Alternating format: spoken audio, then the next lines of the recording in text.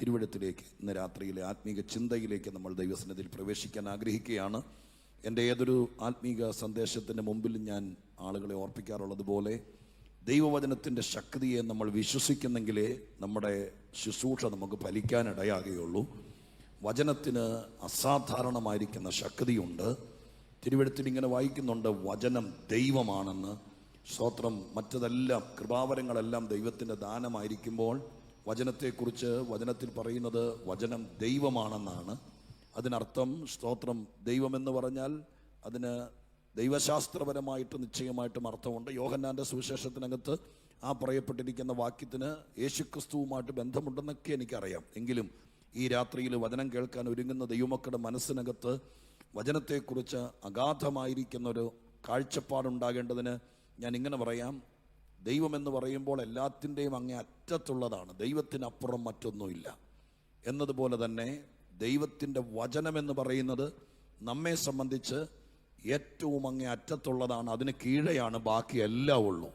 സ്തോത്ര ഹല്ലേലൂയ. ഞാനിങ്ങനെ പറയാറുണ്ട്, വചനത്തിന് നന്നാക്കാൻ പറ്റാത്ത ഒരുത്തനെ വേറെ ഒന്നിനും നന്നാക്കാൻ പറ്റുകയില്ല. വചനത്തിന് സൗഖ്യമാക്കാൻ പറ്റാത്ത ഒന്നിനെയും സ്തോത്രം വേറെ ഒന്നുകൊണ്ട് സൗഖ്യമാക്കാൻ പറ്റിയില്ല. നമുക്കറിയാം, ഇത് രോഗശാന്തിയെയും ദൈവപ്രവൃത്തിയൊക്കെ വിശ്വസിക്കുന്ന സഭയാണ്. വൈദ്യശാസ്ത്രം കൈവിട്ടതിനെ ദൈവത്തിൻ്റെ വചനം കൊണ്ട് സൗഖ്യമാക്കിയ നൂറുകണക്കിന് സാക്ഷ്യങ്ങൾ നമ്മുടെ സഭകൾക്കകത്തുണ്ട്. സ്തോത്രം. എന്നാൽ വചനം കൈവിട്ടാൽ പിന്നെ അതിനപ്പുറത്തേക്ക് വേറൊന്നുമില്ല. അങ്ങനെയാണെങ്കിൽ ഇന്ന് രാത്രിക്കാലം നിങ്ങൾ ഹൃദയംഗമായി വിശ്വസിക്കണം, ദൈവത്തിൻ്റെ വചനത്തിന് ഇന്ന് രാത്രി നമ്മുടെ മധ്യത്തിൽ വൻ കാര്യങ്ങൾ ചെയ്യാനുണ്ട്. നമ്മൾ ശ്രമിച്ച പല കാര്യങ്ങളും, നമ്മുടെ കൈയുടെ വേലകൾ പരാജയപ്പെട്ടിടത്ത്, നമ്മൾ പണം മുടക്കിയിടത്ത്, നമ്മുടെ ബുദ്ധി ഉപയോഗിച്ചിടത്തൊക്കെ പരാജയങ്ങൾ സംഭവിച്ചിട്ടുണ്ടെങ്കിൽ ഇന്ന് രാത്രി കേൾക്കാൻ പോകുന്ന ദൈവത്തിൻ്റെ വചനത്തിന് നമ്മളെ ചില കാര്യങ്ങൾ കേൾപ്പിക്കാനല്ല, എൻ്റെ ജീവിതത്തിലോ കുടുംബത്തിലോ സഭയിലോ ചിലത് ചെയ്യാനുണ്ട്. അത് ദൈവത്തിൻ്റെ നീതിയായി വെളിപ്പെടുമെന്ന് വിശ്വസിക്കാൻ പറ്റുമെങ്കിൽ, നിങ്ങൾ വചനത്തെ സ്നേഹിക്കുന്നെങ്കിൽ സന്തോഷത്തോടെ ദൈവസന്നിധിയിൽ വചനം ഉപയോഗിക്കുന്നവരും വചനം പ്രസംഗിക്കുന്നവരും വചനം എഴുതുന്നവരും വചനം സ്വീകരിക്കുന്നവരും വചനം പറയുന്നവരൊക്കെയാണ് ഇവിടെ ഇരിക്കുന്നത്. ദൈവത്തിന്റെ വചനത്തിന് അത്ര കണ്ട് ശക്തിയുണ്ടെങ്കിൽ ഈ 15ാമത്തെ രാത്രി മനുഷ്യന്റെ ശബ്ദത്തേക്കാൾ ദൈവത്തിന്റെ വചനത്തിന്റെ അപാര പ്രഭാവം ഇന്ന് രാത്രി പ്രയർ സെന്ററിനകത്ത് വെളിപ്പെടണമെന്ന് ആഗ്രഹിക്കുന്ന ദൈവത്തിന്റെ മക്കൾ മാത്രം അധരങ്ങളെ തുറന്ന ആത്മശക്തിയോടെ നിങ്ങൾക്ക് എങ്ങനെ പ്രതികരിക്കാൻ പറ്റുമോ അതുപോലെ പ്രതികരിച്ചുകൊണ്ട് പറയണോ, വചനം ദൈവമാണെങ്കിൽ അത് ഞങ്ങളുടെ മധ്യത്തിൽ വെളിപ്പെടാനിടയാകണം. ഹല്ലേലൂയ. ഹല്ലേലൂയ. വചനം അതിന്റെ തനതായ രീതിയിൽ ഇന്ന് രാത്രി 9 മണിക്ക് ആശീർവാദം പറയുന്നതിനേക്കാൾ മുമ്പ് വെളിപ്പെട്ടാൽ ഒരുപക്ഷേ നമുക്ക് തീർക്കാൻ പറ്റാത്ത പല കാര്യങ്ങളും വചനം വന്ന് തീർക്കാനിടയാകും. വേദപുസ്തകത്തിൽ അനേക കാര്യങ്ങൾ വചനത്തെക്കുറിച്ച് ഞാൻ ശ്രദ്ധിച്ചിട്ടുണ്ട്. ഈ അടുത്ത ദിവസങ്ങളിൽ ഞാൻ ചിന്തിക്കും, ഏതോ 1-2 മീറ്റിങ്ങിൻ്റെ ആമുഖത്തിൽ പറയുകയും ചെയ്ത ഒരു വാക്കോടെ കടത്തി പറഞ്ഞുകൊണ്ട് ഒരു വാക്യം വായിക്കാം. സ്തോത്രം. വചനത്തെക്കുറിച്ച് ഞാനൊരു വചന ശുശ്രൂഷകനായി ദൈവം എന്നെ കണ്ടു എന്ന് ബോധ്യപ്പെട്ട കാലം മുതൽ ഞാൻ എൻ്റെ അന്വേഷണത്തിൽ ഏറ്റവും വലിയ അന്വേഷണങ്ങളൊന്നാണ് മനുഷ്യരുടെ ഇടയിൽ എന്നെ പോലത്തെ ഒരു സാധാരണക്കാരനായിരിക്കുന്ന മനുഷ്യൻ, സ്തോത്രം, ക്ഷണിക്കപ്പെട്ടവനായിട്ടോ ഞാൻ ശുശ്രൂഷിക്കുന്ന സഭയിലോ ഇതുപോലെ ദൂരത്തുനിന്നും ചാരത്തുനിന്നും തടിച്ചുകൂടി വന്നിരിക്കുന്ന ആളുകൾ ചിലപ്പോഴൊക്കെ പല സ്ഥലങ്ങളിൽ നിന്ന് മാനസിക സൗഖ്യത്തിനും ദൈവിക വിടുതലിനും വേണ്ടി ജന്മദേശം വിട്ട് തിരുവല്ല പോലെ പട്ടണത്തിൽ എനിക്കറിയാം ലോഡ്ജിലോ ഹോട്ടലിലോ താമസിച്ചുകൊണ്ട് ഇതുപോലത്തെ പ്രാർത്ഥനയിൽ പങ്കെടുക്കുന്ന ജനത്തിൻ്റെ മധ്യത്തിൽ എന്നെ പോലത്തെ ഒരു മനുഷ്യൻ നിന്ന് 1 മണിക്കൂർ പ്രസംഗിച്ചാൽ ഈ തകർന്നിരിക്കുന്ന മനുഷ്യന് ഈ 1 മണിക്കൂറത്തെ പ്രസംഗം കൊണ്ട് എന്ത് കിട്ടുമെന്നുള്ള ചോദ്യം എന്നെ ഒരുപാട് ആശങ്കപ്പെടുത്തിയിട്ടുണ്ട്. സ്തോത്രം. ആ ചോദ്യത്തിൻ്റെ ഒക്കെ മറുപടി ഈ വേദപുസ്തകമാണ് എനിക്ക് തന്നിരിക്കുന്നത്. സ്തോത്രം. ഹല്ലേലൂയ. അതുകൊണ്ട് ഇന്ന് രാത്രികാലം എനിക്ക് ഉറപ്പുണ്ട്, വചനത്തിന്റെ ശക്തി നിങ്ങളെ കയറി പിടിച്ചാൽ തിരിച്ചു പോകുന്നത് വന്നതുപോലെ ആയിരിക്കത്തില്ല. സ്തോത്രം. അനേക വാക്യങ്ങൾ എൻ്റെ അകത്ത് വചനത്തിന് വിശ്വസിച്ചിരിക്കുന്ന ജനത്തിന്റെ മേൽ, വിശ്വാസമുള്ള ഒരു സഭയുടെ മേൽ, തകർന്നിരിക്കുന്ന കുടുംബത്തിന്റെ മേൽ അടുത്ത ലെവലിലേക്ക് ഉയരാൻ പ്രാർത്ഥിച്ച് കാത്തിരിക്കുന്ന ദൈവജനത്തിന്റെ മേൽ, അവരുടെ മേൽ ഒരു അഭിഷിക്തന്റെ മേൽ വചനത്തിന് എത്ര ശക്തിയോടെ ഇടപെടാൻ കഴിയുമെന്ന് ഞാനല്ല, ഈ പുസ്തകത്തിൽ പറഞ്ഞിരിക്കുന്നത്. വിശ്വസിക്കാൻ തയ്യാറാണെങ്കിൽ ദൈവം അത് ചെയ്യാൻ വിശ്വസ്തനാണ്. ഞാൻ പറയാമെന്നൊരു വാക്യം ഞാൻ പറയാം. സ്തോത്രം. അപ്പോസ്തല പ്രവൃത്തി 19-ാം അധ്യായത്തിന്റെ 20-ാമത്തെ വാക്യം ഒരു കൊച്ചു വാക്യമാണ്, വചന കേന്ദ്രീകൃതമായ വാക്യമാണ്. സ്തോത്രം. ആ വാക്യം ഞാൻ ഇന്നത്തെ ശുശ്രൂഷയ്ക്ക് വേണ്ടി ഇവിടെ സ്തോത്രം എഴുതി കൊടുത്തില്ല, എങ്കിലും എൻ്റെ മനസ്സിൽ പൊങ്ങി വരുന്ന വാക്യം വായിക്കാൻ പറ്റുന്ന ആരെങ്കിലും ഒന്ന് വായിച്ചാൽ ഒറ്റ മിനിറ്റ് കൊണ്ട് പറഞ്ഞ് നമുക്ക് കുറിവാക്യത്തിലേക്ക് കിടക്കാം. 19-20 അപ്പോസ്തല പ്രവൃത്തി. അതല്ല നമ്മുടെ കുറിവാക്യം, എങ്കിലും ഒരു തുടക്കം കുറിക്കാൻ ആ വാക്യം ഒന്ന് വായിച്ചേക്കുക. ഇങ്ങനെ കർത്താവിന്റെ വചനം കേട്ടോളുക. ഇങ്ങനെ കർത്താവിന്റെ വചനം ശക്തിയോടെ പരന്ന് പ്രബലപ്പെട്ടു. ഇങ്ങനെ കർത്താവിന്റെ വചനം ശക്തിയോടെ പരന്ന് പ്രബലപ്പെട്ടു.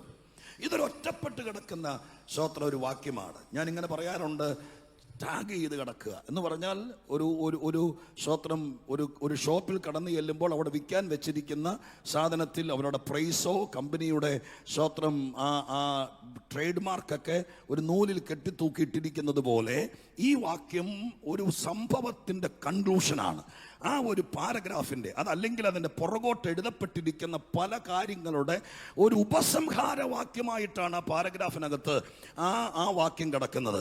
സ്തോത്രം. ഹല്ലേലൂയ. അത് കിടക്കുന്നത് ഇങ്ങനെയാണ്: ഇങ്ങനെ കർത്താവിൻ്റെ വചനം ശക്തിയോടെ പരന്ന് പ്രബലപ്പെട്ടു എന്ന് പറഞ്ഞുകൊണ്ടാണ് ആ സംഭവം അവസാനിപ്പിച്ച് മറ്റൊരു വിഷയത്തിലേക്ക് കിടക്കുന്നത്. സ്തോത്രം. ആ വാക്യത്തെ ആ പറയപ്പെട്ടു വന്ന കാര്യങ്ങളുടെ ഒരു സമാപന വാക്കായിട്ട്, ഒരു കൺക്ലൂഷനായിട്ട് നമുക്ക് മനസ്സിലാക്കാം. വേദപുസ്തകം നന്നായി പരിശോധിച്ചാൽ കുറിച്ചു വെച്ച് പിന്നീട് റിസർച്ച് ചെയ്യുന്നത് പോലെ കണ്ടെത്തി ഒരു പഠന വിഷയമാക്കാനോ ജനങ്ങളെ ബോധിപ്പിക്കാനോ താല്പര്യമുള്ള ആളുകൾ ഉണ്ടെങ്കിൽ അവർക്ക് വേണ്ടി 1-2 വാക്കുകൾ ഞാൻ പറഞ്ഞു പോകാം. ബൈബിളിൽ പല കാര്യങ്ങൾക്കും ബൈബിൾ കൊടുക്കുന്ന ഒരു കൺക്ലൂഷനുണ്ട്. വളരെ ഭംഗിയായി, വളരെ അലങ്കൃതമായി ഒരു സംഭവം അവസാനിക്കുമ്പോൾ ബൈബിൾ കൊടുക്കുന്ന ഒരു പ്രത്യേക രീതിയിലുള്ള ഒരു കൺക്ലൂഷൻ. ഞാനൊരു ഉദാഹരണം കൂടി പറയാം. 4 ആളുകൾ കൂടി ഒരു മനുഷ്യനെ സ്തോത്രം കട്ടിലിൽ ചുമന്നുകൊണ്ട് കർത്താവിൻ്റെ അടുക്കലേക്ക് ചെല്ലാൻ വേണ്ടി ചെന്നൊരു സംഭവം നിങ്ങൾക്കറിയാം. വീടിൻ്റെ മേൽക്കൂര പൊളിച്ച സംഭവം. സ്തോത്രം. ആ സംഭവം എഴുതിയിരിക്കുന്നത് മത്തായി എഴുതിയിട്ടുണ്ട്, മർക്കോസ് എഴുതിയിട്ടുണ്ട്, ലൂക്കോസ് എഴുതിയിട്ടുണ്ട്. ലൂക്കോസ് നല്ലൊരു എഴുത്തുകാരനാണ്. ആ എഴുത്തുകാരൻ സ്തോത്രം അത് കൺക്ലൂഡ് ചെയ്തിരിക്കുന്നത് ഇങ്ങനെയാണ്. അവിടെ ലൂക്കോസിന്റെ സുവിശേഷത്തിൽ പറയപ്പെട്ടിരിക്കുന്ന വാക്ക് ഇങ്ങനെയാണ്: 4 ആളുകൾ കൂടി ഒരു മനുഷ്യനെ ചുവന്നുകൊണ്ട് ചെയ്യുന്നു. അവിടെ ചില സംഭവങ്ങൾ നടന്നു, വിമർശനങ്ങൾ നടന്നു, അതിന് മറുപടി കൊടുത്തു, കർത്താവിന്റെ പാവം മോചിപ്പിച്ചു, എന്നിട്ട് അവനോട് കിടക്കയെടുത്തോണ്ട് നടക്കാൻ പറഞ്ഞു. അങ്ങനെ അത്ഭുതകരമായിട്ട് അവൻ തിരിച്ച് നടന്നുപോയി. അത്രയും കാര്യങ്ങൾക്ക് ശേഷം ലൂക്കോസ് അത് എഴുതിയിരിക്കുന്നത് ഇങ്ങനെയാണ്. ആ വലിയ സംഭവത്തെ കൺക്ലൂഡ് ചെയ്തിരിക്കുന്നത് ഇന്നു നാം അപൂർവ കാര്യങ്ങളെ കണ്ടു എന്ന് പറഞ്ഞുകൊണ്ട് ആ സബ്ജക്റ്റ് അല്ലെങ്കിൽ ആ വിഷയം അവസാനിപ്പിക്കുകയാണ്. ഞാൻ പറഞ്ഞത്, ദൈവം ചില കാര്യങ്ങൾ കൺക്ലൂഡ് ചെയ്യുന്നൊരു രീതിയുണ്ട്, വളരെ ഭംഗിയായി. സ്തോത്രം. ഈ രാത്രി ഞാനത് പറയുമ്പോൾ നിങ്ങൾ ചിലരോട് ദൂതായി പറയാം, ഈ 21 ദിവസം ഉപവാസ പ്രാർത്ഥനയിൽ ചില വിഷയങ്ങൾ സ്വർഗത്തിലെ ദൈവം കൺക്ലൂഡ് ചെയ്യണം. അങ്ങനെ പ്രാർത്ഥിക്കുന്നവരുണ്ടെങ്കിൽ ഒരുപക്ഷെ കുറിവാക്യം വായിച്ചിട്ട് നിങ്ങളുടെ അടുക്കൽ വന്ന്, അങ്ങനെ ഒരു കൃപ എനിക്കില്ല കേട്ടോ, നിങ്ങളുടെ പേര് വിളിച്ചോ തലേ കൈവച്ചോ ഇത് നിന്നോടാന്ന് പറയാനുള്ള കൃപയില്ല. ഈ വരുന്ന വഴിക്ക് സ്പോഞ്ച് വെള്ളം ഒപ്പിയെടുക്കുന്ന പോലെ പിടിക്കാൻ പറ്റുന്നവർക്ക് അത് അവരവർക്കുള്ള ദൂതായിരിക്കും. അതുകൊണ്ട് ഞാൻ പറഞ്ഞു തുടങ്ങുകയാണ്, സ്വർഗസ്ഥനായ ദൈവം ഇന്ന് രാത്രി ഈ യോഗത്തിൽ വരാൻ ഭാഗ്യം ലഭിച്ചവർക്കോ ഓൺലൈനിൽ കേൾക്കുന്നവർക്കോ വേണ്ടി പറയാം, ഈ പ്രാർത്ഥന നിശ്ചയിക്കപ്പെട്ട സമയത്ത് തീരുന്നതിനേക്കാൾ മുമ്പ് സ്വർഗസ്ഥ ദൈവം നിന്റെ ജീവിതത്തിലെ ചില വിഷയങ്ങളെ കൺക്ലൂഡ് ചെയ്യും. നിന്റെ വീട്ടിലെ ചില വിഷയങ്ങൾ, നിന്റെ തലമുറയുടെ ചില വിഷയങ്ങൾ, നിന്റെ ശരീരത്തിലെ ഭാരങ്ങൾ, നിന്റെ കുടുംബത്തിലെ സാമ്പത്തിക മേഖലയിലെ ശുശ്രൂഷാ തലത്തിലെ ചില വിഷയങ്ങളെ സർവശക്തനായ ദൈവം ഉപസംഹരിക്കണമെന്ന് ആഗ്രഹിക്കുന്നവരുണ്ടെങ്കിൽ പരിശുദ്ധാത്മാവിനെല്ലാം കൺക്ലൂഡ് ചെയ്യാൻ അറിയാം. വിമർശനങ്ങളില്ലാതെ അതിഭംഗിയായി അങ്ങനെ വിശ്വസിക്കുന്ന ഭൂരിപക്ഷം ആളുകൾ ഇതിനകത്തുണ്ടെന്ന് ഞാൻ വിശ്വസിക്കുന്നു. അതിനോട് പ്രതികരിക്കുന്നവർ നിങ്ങളൊരു 10 സെക്കൻഡ് എടുത്തുകൊണ്ടാണെങ്കിലും നിങ്ങളുടെ ആ പ്രാർത്ഥനാ വിഷയങ്ങളെല്ലാം നിങ്ങൾ ബൈബിളിനിടയിൽ എഴുതി വെച്ചിരിക്കുന്നതോ, അതെയോ സ്തോത്രം നിങ്ങളുടെ പ്രാർത്ഥനാ ഡയറിയിൽ എഴുതി വെച്ചിരിക്കുന്നതോ, കഴിഞ്ഞ 5 കൊല്ലമായി നീ ചുമക്കുന്ന വിഷയത്തിന് ഈ 15ാമത്തെ രാത്രി ഒരു ഉപസംഹാരം പരിശുദ്ധാത്മാവ് ഉണ്ടാക്കുമെന്ന് നിങ്ങളുടെ ഞാൻ പറഞ്ഞ അത് അതുപോലെ സ്വീകരിപ്പാൻ വിശ്വസിക്കാൻ ഉപവസിച്ചിരിക്കുന്ന നിങ്ങൾക്ക് പറ്റുമെങ്കിൽ ആ തിരുകടന്ന് വിശ്വസിച്ചോ. ദൈവം അത് ചെയ്യട്ടെ, ദൈവം അത് ചെയ്യട്ടെ, ദൈവം അത് ചെയ്യട്ടെ. ആദ്യത്തെ ദൂത് ഞാൻ പറയുകയാണ്, ഈ യോഗത്തിൽ ചില കാര്യങ്ങളുടെ കൺക്ലൂഷൻ ഉണ്ടാകും. നിന്റെ വീട്ടിലെ വിഷയങ്ങൾ, ചില സ്വത്ര തീരാതെ വണ്ണം ഹല്ലേലൂയ കുരുങ്ങിക്കിടക്കുന്ന വിഷയങ്ങൾ, കോടതിയിൽ നിന്ന് കോടതിയിലേക്ക് പോകാൻ സാധ്യതയുള്ള വിഷയങ്ങൾ, മരുന്നിൽ നിന്ന് മരുന്നിലേക്ക് മാറാൻ, ചെക്കപ്പിൽ നിന്ന് ചെക്കപ്പിലേക്ക്, ടെസ്റ്റുകളിൽ നിന്ന് ടെസ്റ്റുകളിലേക്ക്, ഒരാശുപത്രിയിൽ നിന്ന് അതിനേക്കാൾ വലിയ സൂപ്പർ സ്പെഷ്യാലിറ്റിയിലേക്ക് നീങ്ങി പോകാൻ സാധ്യതയുള്ള ചില വിഷയങ്ങളെ സഭ ഉപവസിക്കുമ്പോൾ സ്വർഗസ്ഥനായ ദൈവം ഉപസംഹരിച്ചു തന്നാൽ, അവസാനിപ്പിച്ചു തന്നാൽ അതിന്റെ നേട്ടം സഭയ്ക്കാണ്, ഇവിടെ പ്രാർത്ഥിക്കുന്ന കുടുംബങ്ങൾക്കാണ്.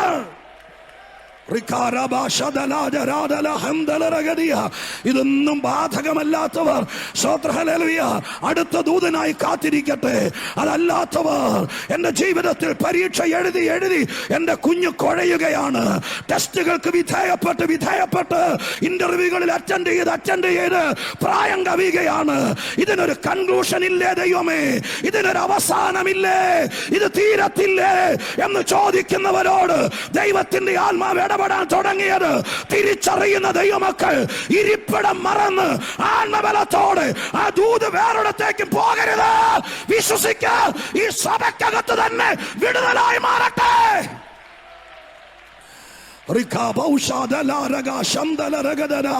നന്ദിയോടെ എല്ലാ അമ്മമാരും, എല്ലാ പിതാക്കന്മാരും, എല്ലാ കർത്തൃദാസന്മാരും വിശ്വസിച്ചുകൊണ്ട് പറ, എന്റെ ജീവിതത്തിൽ ചില വിഷയങ്ങളുണ്ട്. ചിലരുടെ അതിരുകടന്ന് പറ, ഞാനുമായിട്ട് ചില ഇഷ്യൂസ് ഉണ്ട്, ഇതൊന്ന് അവസാനിക്കണമെന്ന് ഈ പ്രാർത്ഥനയിൽ എനിക്ക് ആഗ്രഹമുണ്ടെന്ന് പറന്ന് ഇതും വെച്ചോണ്ട് മുന്നോട്ട് പോകാതെ ചില വിഷയങ്ങൾ, ചില ഇടപാടുകൾ, ചില കടഭാരങ്ങൾ, ചില തീർത്താലും തീരാത്ത വിഷയങ്ങൾ, ചില ടക്കുകളായി നിൽക്കുന്ന ചില പ്രതിസന്ധികൾ, ചിലപ്പോൾ കൂടപ്പുറപ്പിനോടോ, ചിലപ്പോൾ രക്തബന്ധത്തോടോ, ചിലപ്പോൾ കൂട്ടവിശ്വാസിയോടോ ഒക്കെ ആയിരിക്കും. ഇതിനൊരു കൺക്ലൂഷൻ ഉണ്ടാകണം എന്ന് ദൈവം ആഗ്രഹിക്കുന്നു. അത് വിശ്വസിക്കുന്ന ദൈവമക്കൾ ഇന്ന് രാത്രികാലം പ്രാർത്ഥിച്ചോ. ഞാൻ ഹല്ലേലൂയ ഈ ആമുഖ സമയത്ത് ഹൃദയത്തിൽ വിശ്വസിക്കും, ഞാൻ ഉള്ളതുപോലെ ഏറ്റെടുത്ത് സ്തോത്രം ചെയ്യും. ഞാൻ ഇന്ന് രാത്രി പറയാം, എനിക്ക് തന്നിരിക്കുന്ന സമയത്തിനുള്ളിൽ ഞാൻ ശുശ്രൂഷിക്കുന്നത് എന്തിനാണെന്ന് പരിശുദ്ധാത്മാവ് എനിക്ക് ബോധ്യമാക്കി തന്നു. ഒറ്റ ഉദ്ദേശമേ കാണത്തുള്ളൂ, ഇവിടെ ഇരിക്കുന്ന ജനത്തിന്, അതല്ലെങ്കിൽ ഓൺലൈനിൽ തിരുവല്ല പ്രയർ സെന്ററിന്റെ ശുശ്രൂഷയിൽ നിരന്തരമായി പങ്കെടുക്കുന്നവർക്ക് ദൈവം വാക്ക് തരുന്നു. സ്വർഗം ചില കാര്യങ്ങൾ ഈ പ്രാർത്ഥന കർത്തൃമേശയോടുകൂടി തീരുന്നതിനേക്കാൾ മുമ്പ് ചിലർക്ക് തീർക്കാൻ ആഗ്രഹമില്ലാത്ത വിഷയങ്ങൾ സ്വർഗം തീർത്തു തരും. ദൈവം തീർത്തു തരും. അത് തീരണം. അഴിയാ കുരുക്ക് പോലെ കിടക്കുന്നത് തീരണം. അന്യഭാഷയിൽ ദൈവസഭയെ ഏറ്റെടുത്ത് സ്തോത്രം ചെയ്യാൻ കഴിവിന്റെ പരമാവധി യേശുവിന്റെ നാമത്തിൽ നീ തലകുനിയാൻ തുടങ്ങിയിട്ട് വർഷം 7 or 8 കഴിഞ്ഞു കാണു. ഒന്നിനു പുറകെ ഒന്നായി കയറി വരുന്ന വലിയ വിഷയങ്ങൾ ഇന്ന് രാത്രികാലം അതിന്റെ ഒരു പര്യവസാന ഘട്ടത്തിലേക്ക്, അതിനെ കൺക്ലൂഡ് ചെയ്യുന്ന രീതിയിലേക്ക് സ്വർഗം ഇറങ്ങി വരുന്നു. ഏറ്റെടുത്ത് നന്ദി പറ.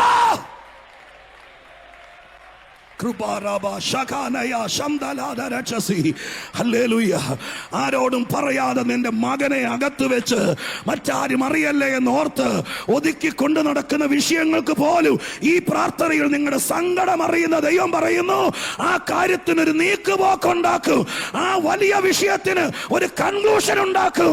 ഇവനെ എന്ത് ചെയ്യുമെന്നോർത്ത് ആരോടും പറയാതെ വിങ്ങുന്ന ഹൃദയങ്ങൾ ഇതിനകത്തുണ്ട്. അവരോട് ദൈവത്തിന്റെ വെളിപ്പാടിൽ പറയുന്നു, കൺക്ലൂഷൻ ഉണ്ടാകും. ഇന്ന് രാത്രി ഞാനിവിടെ വന്നത് ഇനി എന്റെ മൈൻഡ് ഹല്ലേലൂയ വേറൊന്നിനും ഉടക്കി നിൽക്കുകയില്ല. എന്നോട് കർത്താവ് ഉറപ്പ് തരുന്നു, നീ പ്രസംഗിക്ക്, ഞാൻ ചില വിഷയങ്ങൾ അവസാനിപ്പിക്കാം, ഞാൻ ചില വിഷയങ്ങൾ തീർത്തു കൊടുക്കാം എന്ന് ദൈവ ശബ്ദം എന്റെ കാതിൽ കേട്ടുകൊണ്ട് പറയുന്നു. സ്വർഗം ചിലത് തീർക്കാൻ പോകുകയാ, ദൈവം ചിലത് തീർക്കാൻ പോകുകയാ. യേശുവിന്റെ നാമത്തിൽ പലർക്കും തീർക്കണം ആഗ്രഹമില്ല. നിന്റെ എതിരെ നിൽക്കുന്നവർക്ക്, നിന്റെ കൂടപ്പുറപ്പുകൾക്ക് അതിങ്ങനെ വലിയട്ടെ, നീ ഇങ്ങനെ ചുമന്ന് കുഴയട്ടെ എന്നോർത്ത് വിധിക്കപ്പെട്ടിരിക്കുന്നത് ആത്മനിറവോടെ ചിലരങ്ങ് രക്ഷപ്പെടട്ടെ. ആത്മശക്തിയോടെ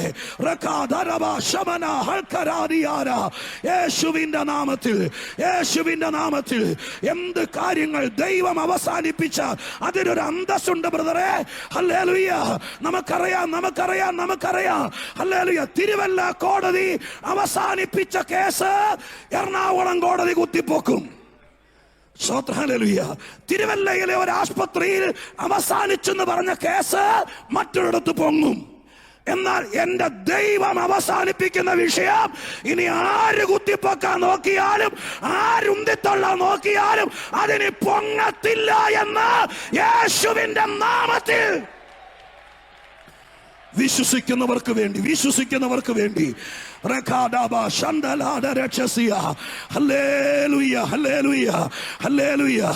സമുദ്രത്തിന്റെ അടിയിലേക്ക് ദൈവം ചിലത് എറിഞ്ഞു കളയുന്നു. ഇനി അത് പൊങ്ങി വരികയല്ല. കരമുയർത്തി ഒന്നോടെ കർത്താവിന് സ്തോത്രം ചെയ്താട്ടെ. ആ വാക്യത്തിന്റെ കൺക്ലൂഷൻ എന്ന് പറയാം. സ്തോത്രം. അതിന്റെ മുകളിലെ ഭാഗങ്ങൾ ഇങ്ങനെയാണ്. പൗലോസ് അപ്പോസ്തലൻ ആസിയിൽ ശുശ്രൂഷയ്ക്ക് വേണ്ടി ചെന്നപ്പോൾ വചനം പ്രസംഗിക്കുന്നതിന് അവിടെ എതിർപ്പുണ്ടായി. പൗലോസ്, സ്തോത്രം, ഹല്ലേലൂയ, ആത്മീക കാഴ്ചപ്പാടുള്ളവനായിരിക്കും. പ്രശ്നത്തിന് പോകാതെ പ്രസംഗം വിലക്കിയപ്പോൾ തുറന്നോസിന്റെ പാഠശാല എടുത്ത് അവിടെ ഒരു മേശയിട്ട് ഒരു കസേരയിട്ട് വരുന്നവരെ വചനം പഠിപ്പിക്കാൻ തുടങ്ങി. സ്തോത്രം. അങ്ങനെയാണല്ലോ ദൈവവചന നിശ്ചയമുള്ള ദൈവദാസന്മാരും ദൈവമക്കളും അല്ലേ ഇവിടെ ഇരിക്കുന്നത്. പഠിപ്പിക്കാൻ തുടങ്ങി. 1.5 കൊല്ലത്തോടത്തോളം ആ പ്രവണത തുറന്നപ്പോൾ അവിടെ എഴുതിയിരിക്കുന്നത് ഇങ്ങനെയാണ്: ആസിയിലുള്ള എല്ലാവരും വചനം കേൾക്കാനിടയായി. സ്തോത്രം. എന്നെ അത് ആശ്ചര്യപ്പെടുത്തിയിട്ടുണ്ട്. കാരണം ദൈവമായ കർത്താവ് ഒരുവനെ ഒരു സ്ഥലത്ത് നിർത്തിയാൽ അവനൊരു മേശയിട്ട് ഒരു സ്ഥലത്ത് ഇരുന്നാൽ മതി. കേൾക്കേണ്ടവനെ ദൈവം അവിടെ വിടും. സ്തോത്രം. പ്രസംഗമല്ലേ വിലക്കാൻ പറ്റിയുള്ളൂ. പക്ഷെ പൗലോസിന്റെ വായടക്കാൻ പറ്റിയില്ലല്ലോ. എല്ലാവരും വചനം കേട്ടു. അങ്ങനെ ആത്മാർത്ഥതയോടെ വചനത്തിന് വേണ്ടി അത് കേൾപ്പിക്കാൻ വേണ്ടി താല്പര്യം കാണിച്ച പൗലോസിനെ ദൈവം അസാധാരണ ശുശ്രൂഷകൾ കൊണ്ട് അലങ്കരിച്ചു.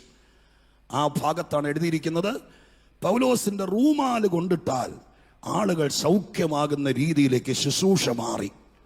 എപ്പോഴും ഓർത്തോളണം, ആരെങ്കിലുമൊക്കെ നമ്മളെ തടയാനുണ്ടെങ്കിൽ അവിടെ ദൈവം പുതിയ കൃപകൾ തരാനിടയാകും. സ്തോത്രം. ഒരു ഒഴുക്കിൽ പോയിക്കൊണ്ടിരിക്കുവാണെങ്കിൽ, ചിലപ്പോൾ പ്രസംഗത്തിൽ തന്നെ പോയിക്കൊണ്ടിരിക്കുവാണെങ്കിൽ പോയിന്റുകൾ 5 കിട്ടും. പക്ഷേ പുതപ്പ് വീണാൽ വിടുതൽ കിട്ടുന്ന ശുശ്രൂഷ കിട്ടാൻ സാധ്യതയില്ല. നിന്നെ അകത്ത് ഒതുക്കാൻ ശത്രു നോക്കുമ്പോൾ ആ അകത്തെ ഇരിപ്പ് നിന്റെ കൃപയോടെ പുറത്തു കൊണ്ടുവരാൻ ദൈവം വിശ്വസ്തനാണ്.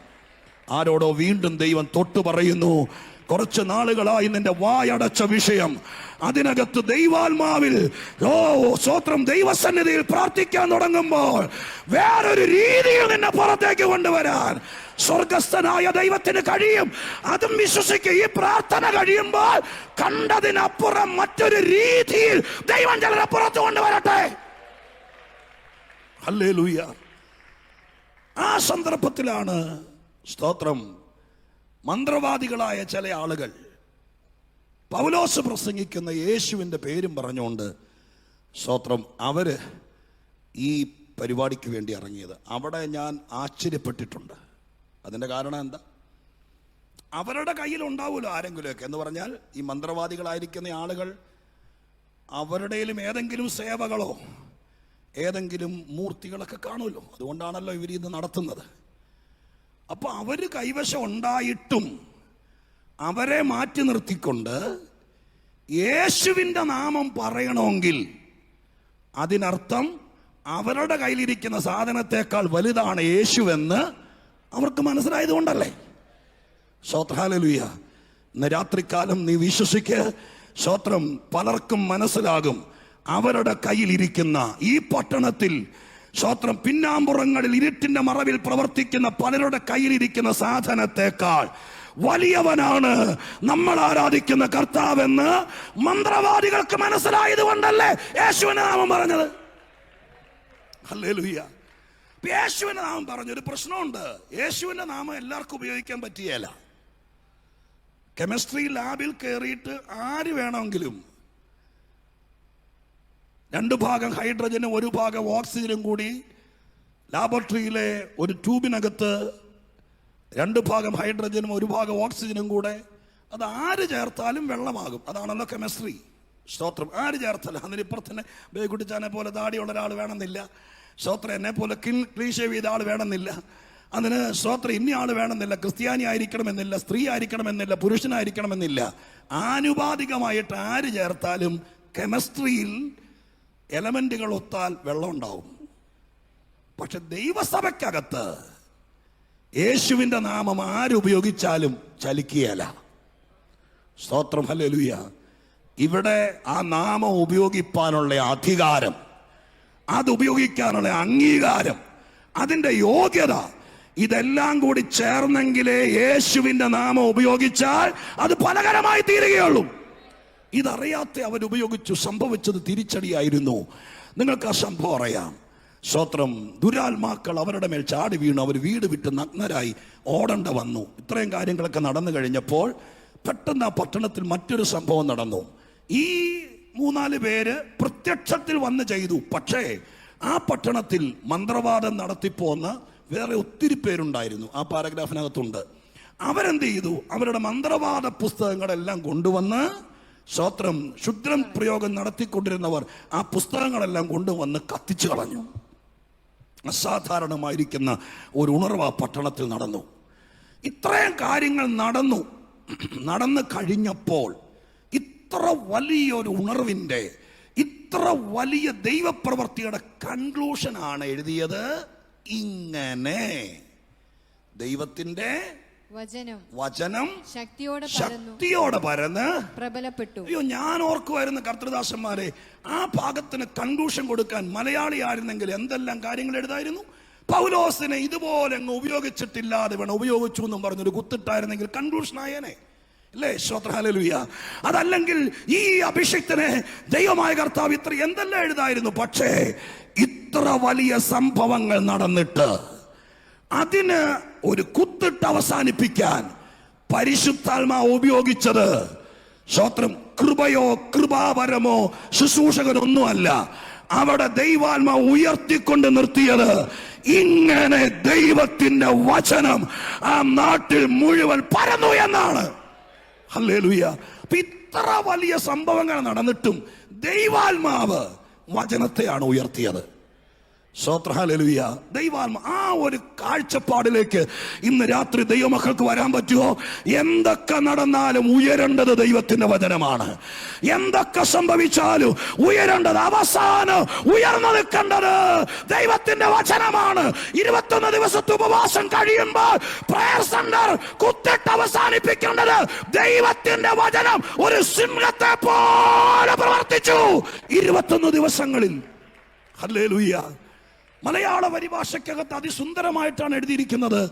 ഒരുപാട് പര്യായ പദങ്ങളുള്ള ഭാഷയാണ് നമ്മുടെ ഭാഷ. അതുകൊണ്ട് ദൈവത്തിന്റെ വചനം പരന്ന് പ്രബലപ്പെട്ടു എന്നൊക്കെ പല വാക്കുകൾ എഴുതിയിട്ടുണ്ട്. എന്നാൽ വേദപുസ്തകത്തിന്റെ പ്രധാന ഭാഷയ്ക്കകത്ത് ആ സംഭവത്തിന് ഒരൊറ്റ വാക്കുള്ളൂ. എനിക്ക് ആ വാക്കൊന്നും പറയാൻ അത്ര ത്രാണിയില്ല. എങ്കിലും ഒരു അന്വേഷകൻ എന്ന നിലയ്ക്ക് അതിൻ്റെ അർത്ഥം മനസ്സിലാക്കാൻ വേണ്ടി സ്തോത്രം നമ്മുടെ ഭാഷയിലേക്ക് ഞാൻ പറഞ്ഞ് അതിനെ അവസാനിപ്പിച്ച് കുറിവാക്യത്തിലേക്ക് വരാം. ആ വാക്യത്തെ ഇത്രയും ഭംഗിയായിട്ട് മലയാളത്തിൽ വിവർത്തനം ചെയ്ത് അവസാനിപ്പിച്ചു. മറ്റ് വേദപുസ്തകത്തിൻ്റെ ഒറിജിനൽ ഭാഷയിൽ ഒറ്റ വാക്കുള്ളൂ. ഇങ്ങനെയാണ് ആ വാക്ക്. പുരാതന ഗ്രീക്കിൽ നിന്ന് നേരിട്ട് മലയാളത്തിലേക്ക് വരികയാണെങ്കിൽ ഇങ്ങനെ ദൈവത്തിൻ്റെ വചനം പലതിനെയും കീഴ്പ്പെടുത്തി. സ്തോത്രം. ഹല്ലേലൂയ. ഞാൻ എൻ്റെ കൈ നിട്ടതല്ല, അന്വേഷിക്കാൻ പറ്റുമെങ്കിൽ അന്വേഷിക്കണം. ഇവിടെ മലയാളത്തിൽ പരന്ന് പ്രബലപ്പെട്ടു എന്നാണ്. പക്ഷേ ആ വാക്കിന് കൊടുത്തിരിക്കുന്നത് സ്തോത്രം, ദൈവത്തിന്റെ വചനം പലതിനെയും കീഴ്പ്പെടുത്തി. അങ്ങനെയാണെങ്കിൽ ഇന്ന് രാത്രികാല ഉപവാസ പ്രാർത്ഥനയുടെ ഏറ്റവും പീക്ക് ടൈമിലേക്ക് കയറുന്ന ഈ 15-ാം രാത്രി വിശ്വസിക്കണം, ഞാൻ വിശ്വസിക്കുന്ന വചനത്തിന് ചില വിഷയങ്ങളെ കീഴ്പ്പെടുത്താനുള്ള കഴിവുണ്ട്. പട്ടണത്തിൽ വ്യാപരിക്കുന്ന, കുടുംബങ്ങളിൽ വ്യാപരിക്കുന്ന, ശരീരത്തിൽ വ്യാപരിക്കുന്ന, തലമുറയിൽ വ്യാപരിക്കുന്ന, നിന്റെ ബിസിനസിന്റെ മേൽ വ്യാപരിക്കുന്ന, സഭയ്ക്കെതിരെ വ്യാപരിക്കുന്ന, ശുശ്രൂഷയ്ക്കെതിരെ വ്യാപരിക്കുന്ന ഏത് ശക്തിയാണെങ്കിലും അതിന്റെ മീതെ ഞാൻ വിശ്വസിക്കുന്ന ഞങ്ങളുടെ സഭയിൽ ഞങ്ങളുടെ കർത്തൃദാസന്മാർ മാറി മാറി പ്രസംഗിക്കുന്ന ദൈവത്തിന്റെ വചനത്തിന് ചില വിഷയങ്ങളെ കീഴ്പ്പെടുത്താൻ കഴിയുമെന്ന് വിശ്വസിക്കാൻ പറ്റുമോ? അങ്ങനെയെങ്കിൽ ഈ ആഴ്ച നടക്കാൻ പോകുന്നത് വചനം ചില വിഷയങ്ങളെ കീഴ്പ്പെടുത്തും. യേശുവിന്റെ നാമത്തിൽ ഞാൻ ഈ പുൽപ്പിറ്റിൽ നിന്ന് ആത്മാവിൽ അനുഗ്രഹിച്ചു പറയുകയാണ്. നാളെ മുതൽ നടക്കുന്ന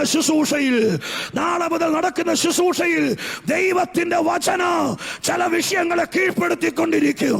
ഈ സത്യം അറിയുന്ന ദൈവമക്കൾ ആത്മാവിൽ വിശ്വസിച്ചേറ്റെടുക്കാൻ തയ്യാറായാൽ രോഗങ്ങളെ വചനം കീഴ്പ്പെടുത്തു, പാപത്തെ വചനം കീഴ്പ്പെടുത്തു, പാരമ്പര്യത്തെ വചനം കീഴ്പ്പെടുത്തു, ചിന്തകളെ വചനം കീഴ്പ്പെടുത്തു, ദുർസ്വഭാവത്തെ കീഴ്പ്പെടുത്തു, ആഭിചാരത്തെ കീഴ്പ്പെടുത്തു, ക്ഷുദ്രക്രിയകളെ കീഴ്പ്പെടുത്തു. ഇന്ന് രാത്രി വിശ്വസിക്കുക, വചനം കീഴ്പ്പെടുത്തും.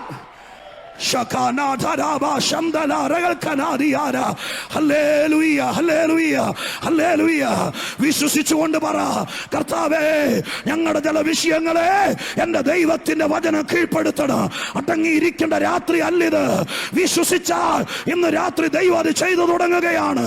വചനം ചില വിഷയങ്ങളെ അങ്ങകലെ ആശയിൽ എഫേസോസിൽ കീഴ്പ്പെടുത്തിയതുപോലെ പ്രയർ സെന്ററിന് വേണ്ടി തിരുവല്ലായിൽ വ്യാപരിക്കുന്ന അന്ധകാര വ്യാപാരങ്ങൾ, ദുഷ്ടാത്മസേനകൾ, നിന്റെ വീടിരിക്കുന്ന ദേശം എനിക്കറിയില്ല, പക്ഷെ സ്വർഗം എന്നോട് പറയുന്നു, ആത്മമണ്ഡലത്തിൽ വ്യാപരിച്ചു നിൽക്കുന്ന ദുഷ്ടാത്മസേനയുടെ സിംഹാസനങ്ങൾ, അതിന്റെ പുറകിൽ വ്യാപരിക്കുന്ന ദുർശക്തികളുടെ സകല പിടികളും യേശുവിന്റെ നാമത്തിൽ പത്തനംതിട്ട ജില്ലയുടെ കണ്ണായ സ്ഥലത്ത് ഈ ഉപവാസം നടക്കുമ്പോൾ ഞാൻ വിശ്വസിക്കുന്ന ഒരു മനുഷ്യനാണ്. ദൈവത്തെയും ദൈവസഭയുടെ ശുശ്രൂഷയെയും കർത്തൃദാസന്മാരെയും അഭിഷേകത്തെയും വചനത്തെയും വിശ്വസിക്കുന്നത് കൊണ്ട് ഇന്ന് രാത്രി ഞാൻ ഒട്ടും വിട്ടുവീഴ്ചയില്ലാതെ പറയുന്നു, സ്വർഗം ചിലത് വചനം കൊണ്ട് കീഴ്പ്പെടുത്തും.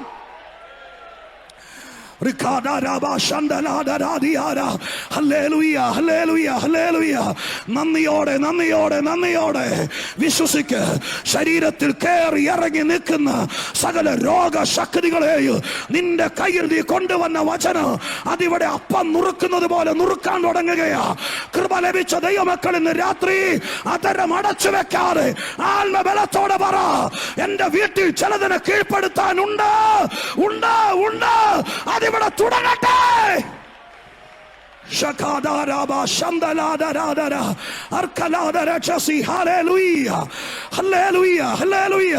ഈ രാത്രി തുടർന്നുള്ള സമയം യേശുവിന്റെ നാമത്തിൽ സ്വർഗം അത് ചെയ്തേ മതിയാകൂ എന്ന് അകമഴിഞ്ഞ് പ്രാർത്ഥിക്കുന്നവരുണ്ടെങ്കിൽ ഇന്ന് പ്രാർത്ഥിച്ചു തുടങ്ങിക്കോ. അടുത്ത ഞായറാഴ്ച ഈ സമയമാകുന്നതിനേക്കാൾ മുമ്പ് സ്വർഗം തന്നെ വചനമയച്ച്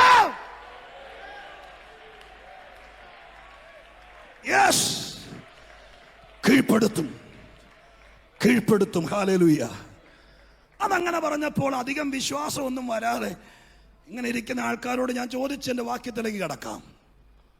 കഴിഞ്ഞ 2000 വർഷമായി ദൈവസഭ പാൽപ്പൊടിയും പയറും കൊടുത്താണോ കീഴ്പ്പെടുത്തിയ ആൾക്കാരെ കൂട്ടിയത്?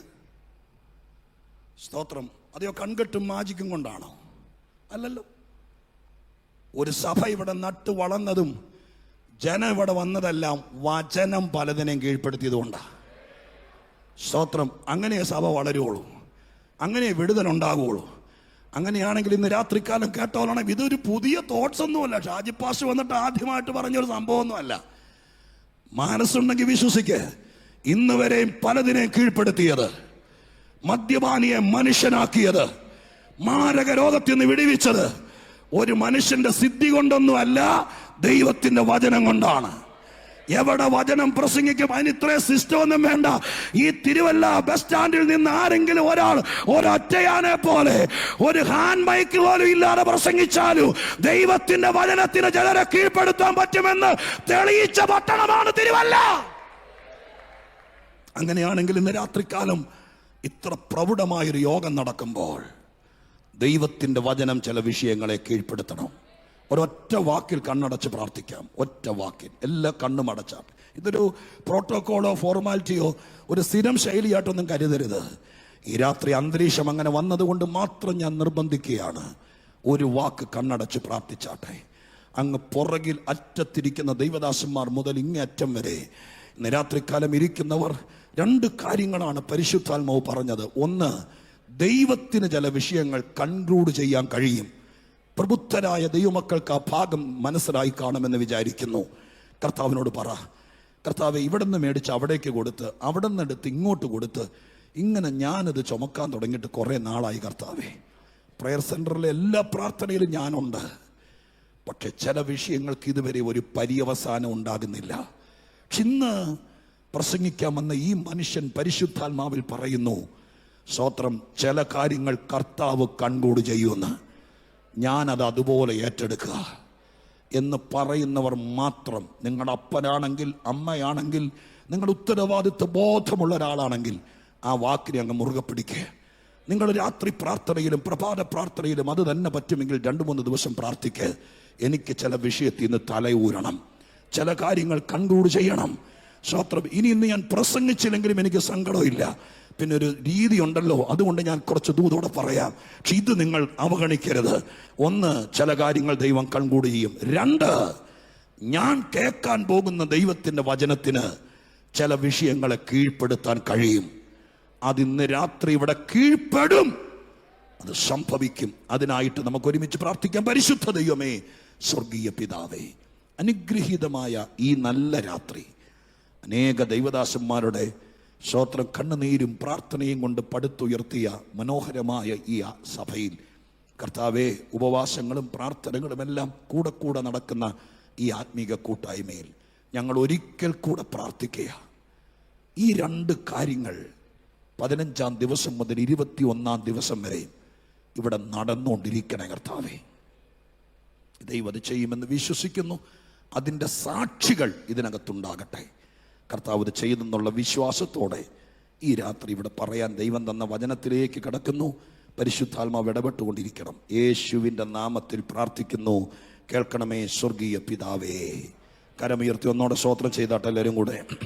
അപ്പോസ്തല പ്രവൃത്തിയിൽ നിന്ന് തന്നെ ഒരു വാക്യം വായിച്ച് ഞാനൊരല്പം ചില കാര്യങ്ങൾ കൂടി ആത്മാവിൽ പറയാം. സ്തോത്രം, മുന്നോട്ട് പോകുമ്പോൾ ഇതുപോലത്തെ ചില വാക്കുകൾ, നിങ്ങൾക്കുള്ള പ്രവചന ദൂതനേക്കാൾ മൂർച്ചയേറിയ വാക്കുകൾ ഈ പുൾപിറ്റിൽ നിന്ന് ദൈവം തരുമെന്നാണ് എൻ്റെ പൂർണ്ണമായ വിശ്വാസം. ആ വിശ്വാസത്തോടെ നിങ്ങൾ ഇരിക്കുമ്പോൾ അപ്പോസ്തല പ്രവൃത്തി 26-ാം അധ്യായം 7-ാം വാക്യം വായിച്ചു കേൾപ്പിക്കും. 26:7 അപ്പോസ്തല പ്രവൃത്തി വായിച്ചാട്ടെ.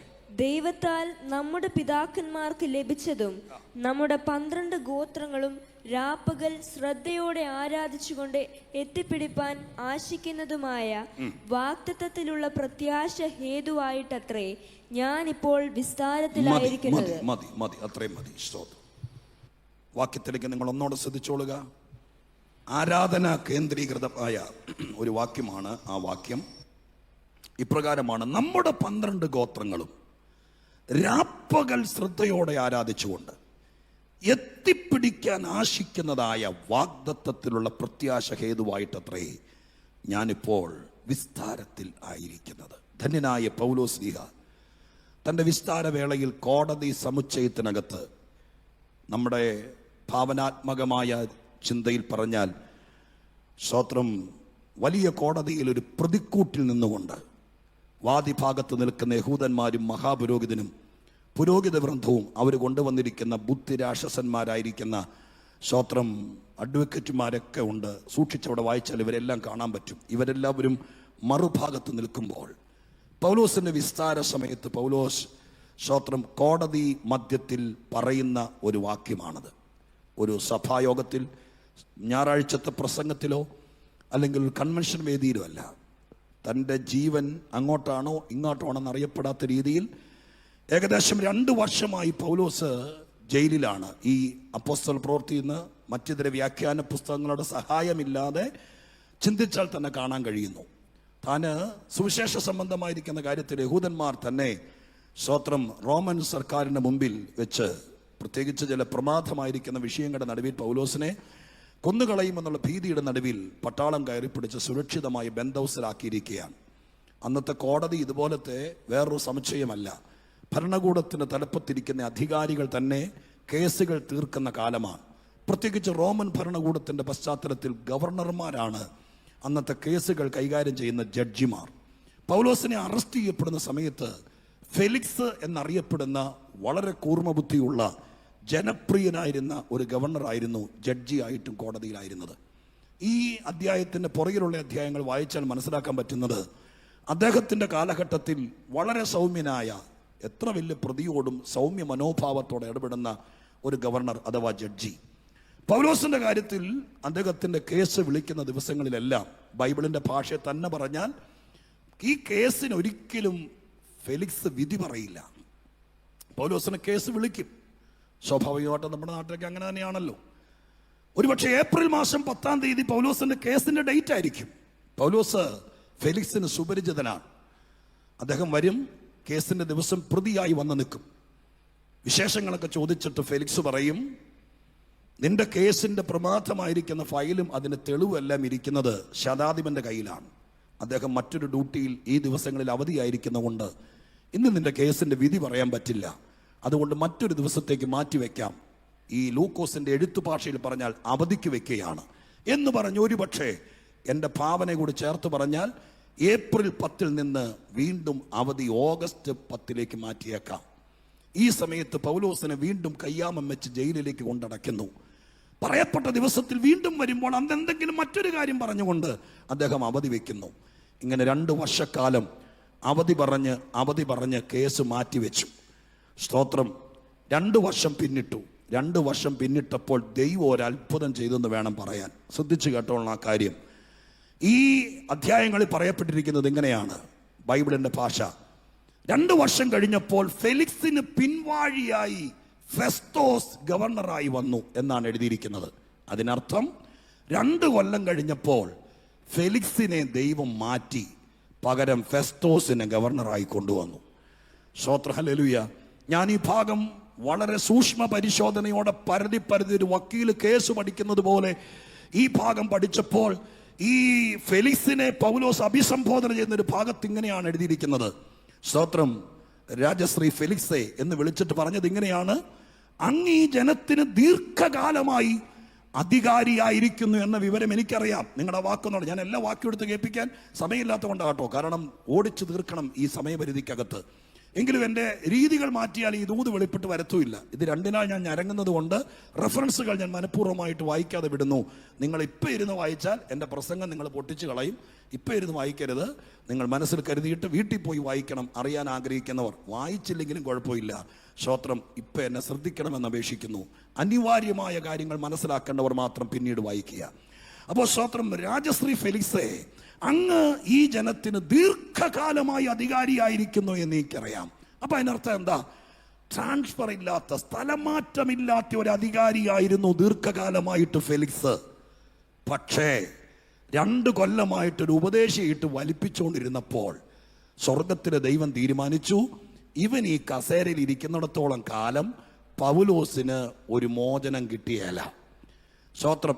ഇതറിഞ്ഞ ദൈവം, അയാൾക്ക് എന്ത് പറ്റിയെന്നറിയില്ല, ചരിത്രത്തിൽ എഴുതിയിട്ടില്ല, വ്യാഖ്യാതാക്കളും ആ കാര്യത്തിൽ സൈലന്റ് ആണ്. പക്ഷെ എന്താണെങ്കിലും സ്ഥലമാറ്റമാണോ അതെയോ കാലം ചെയ്തതാണോ നമുക്കറിയില്ല. എന്താണെങ്കിലും 2 കൊല്ലം കഴിഞ്ഞപ്പോൾ സ്വർഗം ഒരു നടപടിയെടുത്തു. ഞാൻ നിങ്ങളോട് പറയാം, എന്നേ തീരേണ്ട പല വിഷയങ്ങളും ഞാൻ ആദ്യം ഓർപ്പിച്ചതിനോട് ചേർത്ത് വെച്ച് പറയുക, മനഃപൂർവമായി തീർക്കാതെ അവധി വെച്ച് ആരെങ്കിലും കളിക്കുന്നുണ്ടെങ്കിൽ ഈ ഉപവാസത്തിൽ സ്വർഗത്തിലെ ദൈവം അത് കണ്ടിട്ടുണ്ടെന്ന് പറയാൻ ദൈവാത്മാവ് ഇന്ന് രാത്രികാലം മടിക്കുന്നില്ല. സ്തോത്രം. ഞാനൊരു ന്യായവിധിയുടെ ദൂതല്ല ഈ പറയുന്നത്. പക്ഷെ ദൈവം പറയുന്നു, ദൈവദാസന്മാരുടെയും ദൈവമക്കളുടെയും കണ്ണുനീരിന് സ്വർഗം വില കൊടുക്കും. അവന്റെ കാത്തിരിപ്പിനൊരു വിരാമമുണ്ടാകും. എന്നും അവരെ അവരുടെ ഇഷ്ടത്തിന് വിട്ടുകൊടുക്കാൻ ദൈവം സമ്മതിക്കുകയില്ല. അതുകൊണ്ട് സ്വർഗം തീരുമാനിച്ചു ഒരു മാറ്റം ഉണ്ടാവണം.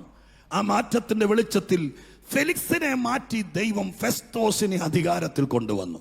സ്തോത്രം. ഹല്ലേലൂയ. നിങ്ങൾ വിശ്വസിച്ചു. ഞാൻ വിശദമായി അതൊരു ആരാധനയിലേക്ക് കൊണ്ടുപോയാൽ അങ്ങനെയാണ് ഒരു വിഷയത്തിന് വിടുതൽ ഉണ്ടാകത്തുള്ളൂ എന്നൊരു സഭാ ശുശ്രൂഷകൻ എന്ന് എനിക്കറിയാം. ഞാനൊരു കെമിസ്ട്രി അധ്യാപകനെ പോലെ ക്ലാസ് എടുത്തുകൊണ്ട് നിന്നാൽ കുറെ അറിവേ ഉണ്ടാകുള്ളൂ. പക്ഷെ ഈ കൂടെ ആത്മാവോടെ വ്യാപരിച്ചാൽ ചിലപ്പോൾ ആ കേസിൽ ചിലതങ്ങ് പൊട്ടി വീഴുമെന്ന് എനിക്കറിയാം. അതിന് സമയം എടുക്കേണ്ടതാണെന്ന് എനിക്കറിയാം. പക്ഷെ ഇന്ന് രാത്രിക്കാലം നിങ്ങളെ ആ ലെവലിലേക്ക് കൊണ്ടുപോകാൻ എനിക്ക് സാവകാശം ഇല്ല. പരിസരം മറന്നിന്ന് രാത്രിക്കാലം വീണ്ടും ദൈവസന്നിധിയിൽ ചിലര് ചില സ്ഥാനത്തിരുന്നാൽ ചില കാര്യങ്ങൾ നടക്കില്ല എന്ന് ഞാനിവിടെ വന്ന് പറഞ്ഞതല്ല, ബൈബിളിൽ നിന്ന് പറയുകയാണ്. അങ്ങനെ ദൈവം ചിലരെ മാറ്റിയിട്ടാണെങ്കിലും നിന്നെ പുറത്തു കൊണ്ടുവരും, നിന്റെ സന്തതിയെ പുറത്തു കൊണ്ടുവരും, നിന്റെ വിഷയത്തെ പുറത്തു കൊണ്ടുവരും. അതിന് കരുത്തുള്ളവനാണ് നാം ആരാധിക്കുന്ന ദൈവം. അതുകൊണ്ട് ഇന്ന് രാത്രി വിശ്വസിച്ചേറ്റെടുത്ത് സ്വോത്രം ചെയ്തോളണോ. ചില കുരുക്കഴിഞ്ഞേ പറ്റൂ. ആരും അറിയാതെ കൊണ്ട് നടക്കുന്ന ചില വിഷയങ്ങൾ തീർന്നേ പറ്റൂ. അതിന് സ്വർഗം നടപടിക്കൊരുങ്ങുന്ന വിവരം പരിശുദ്ധാത്മാവ് ഓർപ്പിക്കുന്നു. ഹല്ലേലൂയ. കൃപാരാഖമ ശന്ധനാരഗശസിയ. ഹല്ലേലൂയ. ഫെലിക്സിന് പകരം ഫെസ്തോസ് ആണ് അധികാരത്തിൽ വന്നത്. അദ്ദേഹം ഒരു ചെറുപ്പക്കാരനാണ്. സ്തോത്രം. മതപരമായ കാര്യങ്ങളിൽ പഠിച്ചൊക്കെ ഇറങ്ങിയ ഒരു പുത്തൻ ബാച്ചിൽ നിന്ന് അധികാരത്തിലേക്ക് വന്ന പുതിയൊരു അപ്പോയിന്റ്മെന്റ് പോലെ എന്നൊക്കെ പറയാം. സ്തോത്രം. മതപരമായ വിശിഷ്യ യഹൂദ മതത്തിന്റെ പിന്നാമ്പുറങ്ങളും പശ്ചാത്തലങ്ങളും അധികം അറിയാത്ത ഒരു സ്തോത്രം ഭരണാധികാരി. അദ്ദേഹം അധികാരത്തിൽ വന്നു. അധികാരത്തിൽ വന്നതിന്റെ 3-ാമത്തെ ദിവസമോ മറ്റോ അവിടുത്തെ കീഴ്വഴക്കം അനുസരിച്ച് യഹൂദ മതത്തിന്റെ അധികാരിയായിരിക്കുന്ന മതകോടതിയുടെ ജഡ്ജിയായിരിക്കുന്ന മഹാപുരോഹിതനെ പോയി കാണുക എന്നുള്ളത് റോമൻ ഗവർണർമാരുടെ കീഴ്വഴക്കമായിരിക്കയാൽ ഒരുപക്ഷെ ഒരു ചായ സൽക്കാരം അല്ലെങ്കിൽ ഒരു അത്താഴ വിരുന്ന് അതിനുവേണ്ടി അവരെ വിളിക്കുക സ്വാഭാവികമാണ്. അങ്ങനെ മഹാപുരോഹിതൻ ഒരുക്കിയ ഒരു അത്താഴ സദ്യക്കോ അല്ലെങ്കിൽ ചായ സൽക്കാരത്തിനോ വേണ്ടി പുതിയ ഗവർണർ യെരുശലേമിലേക്ക് പോവുകയാണ്. സ്തോത്രം. അന്ത്യോക്യയിലെ അന്തോണിയ കോട്ട എന്നറിയപ്പെടുന്ന റോമൻ ഭരണാധികാരിയുടെ ഭരണകേന്ദ്രമായിരിക്കുന്ന ആ സ്ഥാനത്ത് നിന്ന് സ്തോത്രം ആ പ്രോട്ടോകോൾ അനുസരിച്ച് യെരുശലേമിലേക്ക് ചെന്നു. ഒരു 8 ദിവസത്തോളത്തോളം ഗവർണർ ഇവിടെ താമസിച്ചെന്നാണ് ലൂക്കോസ് അപ്പോസ്തല പ്രവൃത്തിയിൽ എഴുതിയിരിക്കുന്നത്. ഇതിനിടയിൽ പല പ്രാവശ്യം മഹാപുരോഹിതനുമായിട്ട് ചർച്ച നടന്നു. ആ സമയത്ത് മഹാപുരോഹിതന്റെ കാര്യം പുതിയ ഗവർണറോട് പറഞ്ഞു. സ്തോത്രം. ഞങ്ങളുടെ മതത്തിനും ഞങ്ങളുടെ ദേവാലയത്തിനും വിരുദ്ധമായി കുറച്ച് നാളുകളായിട്ട് വലിയ പ്രശ്നമുണ്ടാക്കിയ ഒരുവനെ പ്രതി ചേർത്ത് അവിടെ ജയിലിൽ ഇട്ടിട്ടുണ്ട്. സ്തോത്രം.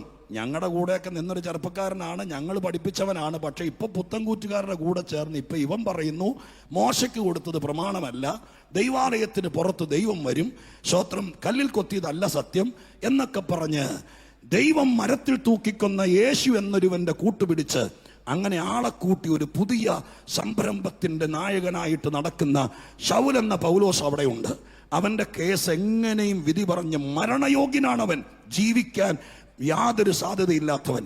ഇന്നലെ വരെ ഉണ്ടായിരുന്ന ഗവർണർ ആ കേസ് എടുക്കാതെ സ്തോത്രം അവൻ ഇട്ടിട്ട് പോയി.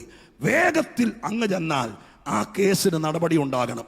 അതിനൊരു മറുപടി പറഞ്ഞിട്ട് ഫെസ്തോസ് നേരെ തിരിച്ച് 8 ദിവസങ്ങൾക്ക് ശേഷം തന്റെ ഭരണകേന്ദ്രത്തിലേക്ക് വന്നു. പൗലോസിന്റെ കേസാണ് അവൻ അധികാരത്തിൽ വന്നിട്ട് ആദ്യം എടുപ്പിച്ചത്. പൗലോസിന്റെ കേസാണ്. ആ ഫയൽ കൊണ്ടുവന്നു, കേസ് നോക്കിയപ്പോൾ അദ്ദേഹത്തിന് മതപരമായ വിഷയങ്ങളായിരിക്കാൻ യാതൊരു പിടിയും കിട്ടുന്നില്ല. അങ്ങനെ വന്ന സമയത്ത് നാട്ടുരാജാവും യഹൂദ മതവുമായിട്ട് വളരെ ബന്ധമുള്ള അഗ്രിപ്പാവ് എന്ന് പറയുന്ന രാജാവ്, അദ്ദേഹമാണ് ആ സമയത്ത് രാജാവായിട്ടിരിക്കുന്നത്. ഇദ്ദേഹം ഗവർണറാണ്. അപ്പൊ രാജാവായിരിക്കുന്ന അഗ്രിപ്പാവിനോട് ഈ കാര്യം അറിയിച്ചു. അഗ്രിപ്പാവിനെയും കാണുക എന്നുള്ളത് ഗവർണറുടെ ഭാഗദായത്വമാണ്. അങ്ങനെ കൂടിക്കാണുന്ന സമയത്ത് ബെർണിക്കയുമായി അദ്ദേഹത്തിന്റെ സഹധർമ്മിണിയുമായി കാണുന്ന സമയത്ത് അദ്ദേഹം സ്തോത്രം രാജാവിനോട് പറഞ്ഞു, മഹാപുരോഹിതൻ എനിക്കൊരു വലിയ തലവേദന പിടിച്ച് പണി തന്നിരിക്കുകയാണ്. ഇതിനു മുമ്പിരുന്ന ഗവർണർ കൈകാര്യം ചെയ്യാതെ പോയൊരു കേസ് ശൗലോന്നോ പൗലോസെന്നോ പേരുള്ളൊരുവൻ മതപരമായിരിക്കുന്ന കാര്യങ്ങൾ പറഞ്ഞു നടക്കുന്നു. ആ വിഷയം എത്രയും പെട്ടെന്ന് തീർക്കണമെന്ന് പറഞ്ഞിരിക്കുന്നു. അദ്ദേഹം പറഞ്ഞ സ്ഥിതിക്ക് കേട്ടില്ല എന്ന് നടിക്കാൻ പറ്റില്ല. എൻ്റെ പേരിൽ ഒരു പരാതി വരാതിരിക്കേണ്ടതിന് ഞാൻ ആ ഫയൽ നോക്കിയിട്ട് ഒന്നും പിടികിട്ടുന്നില്ല, എന്നെ ഒന്ന് സഹായിക്കാമോ എന്ന് അഗ്രിപ്പാവിനോട് ചോദിക്കുമ്പോൾ അഗ്രിപ്പാവ് പറയുന്നു, പൗലോസാണോ? സ്തോത്രം. അവനെക്കുറിച്ച് ഞാനും കേട്ടിട്ടുണ്ട്. അവൻ്റെ പ്രസംഗങ്ങളൊക്കെ ഉഗ്രമാണെന്നാണ് കേട്ടിരിക്കുന്നത്.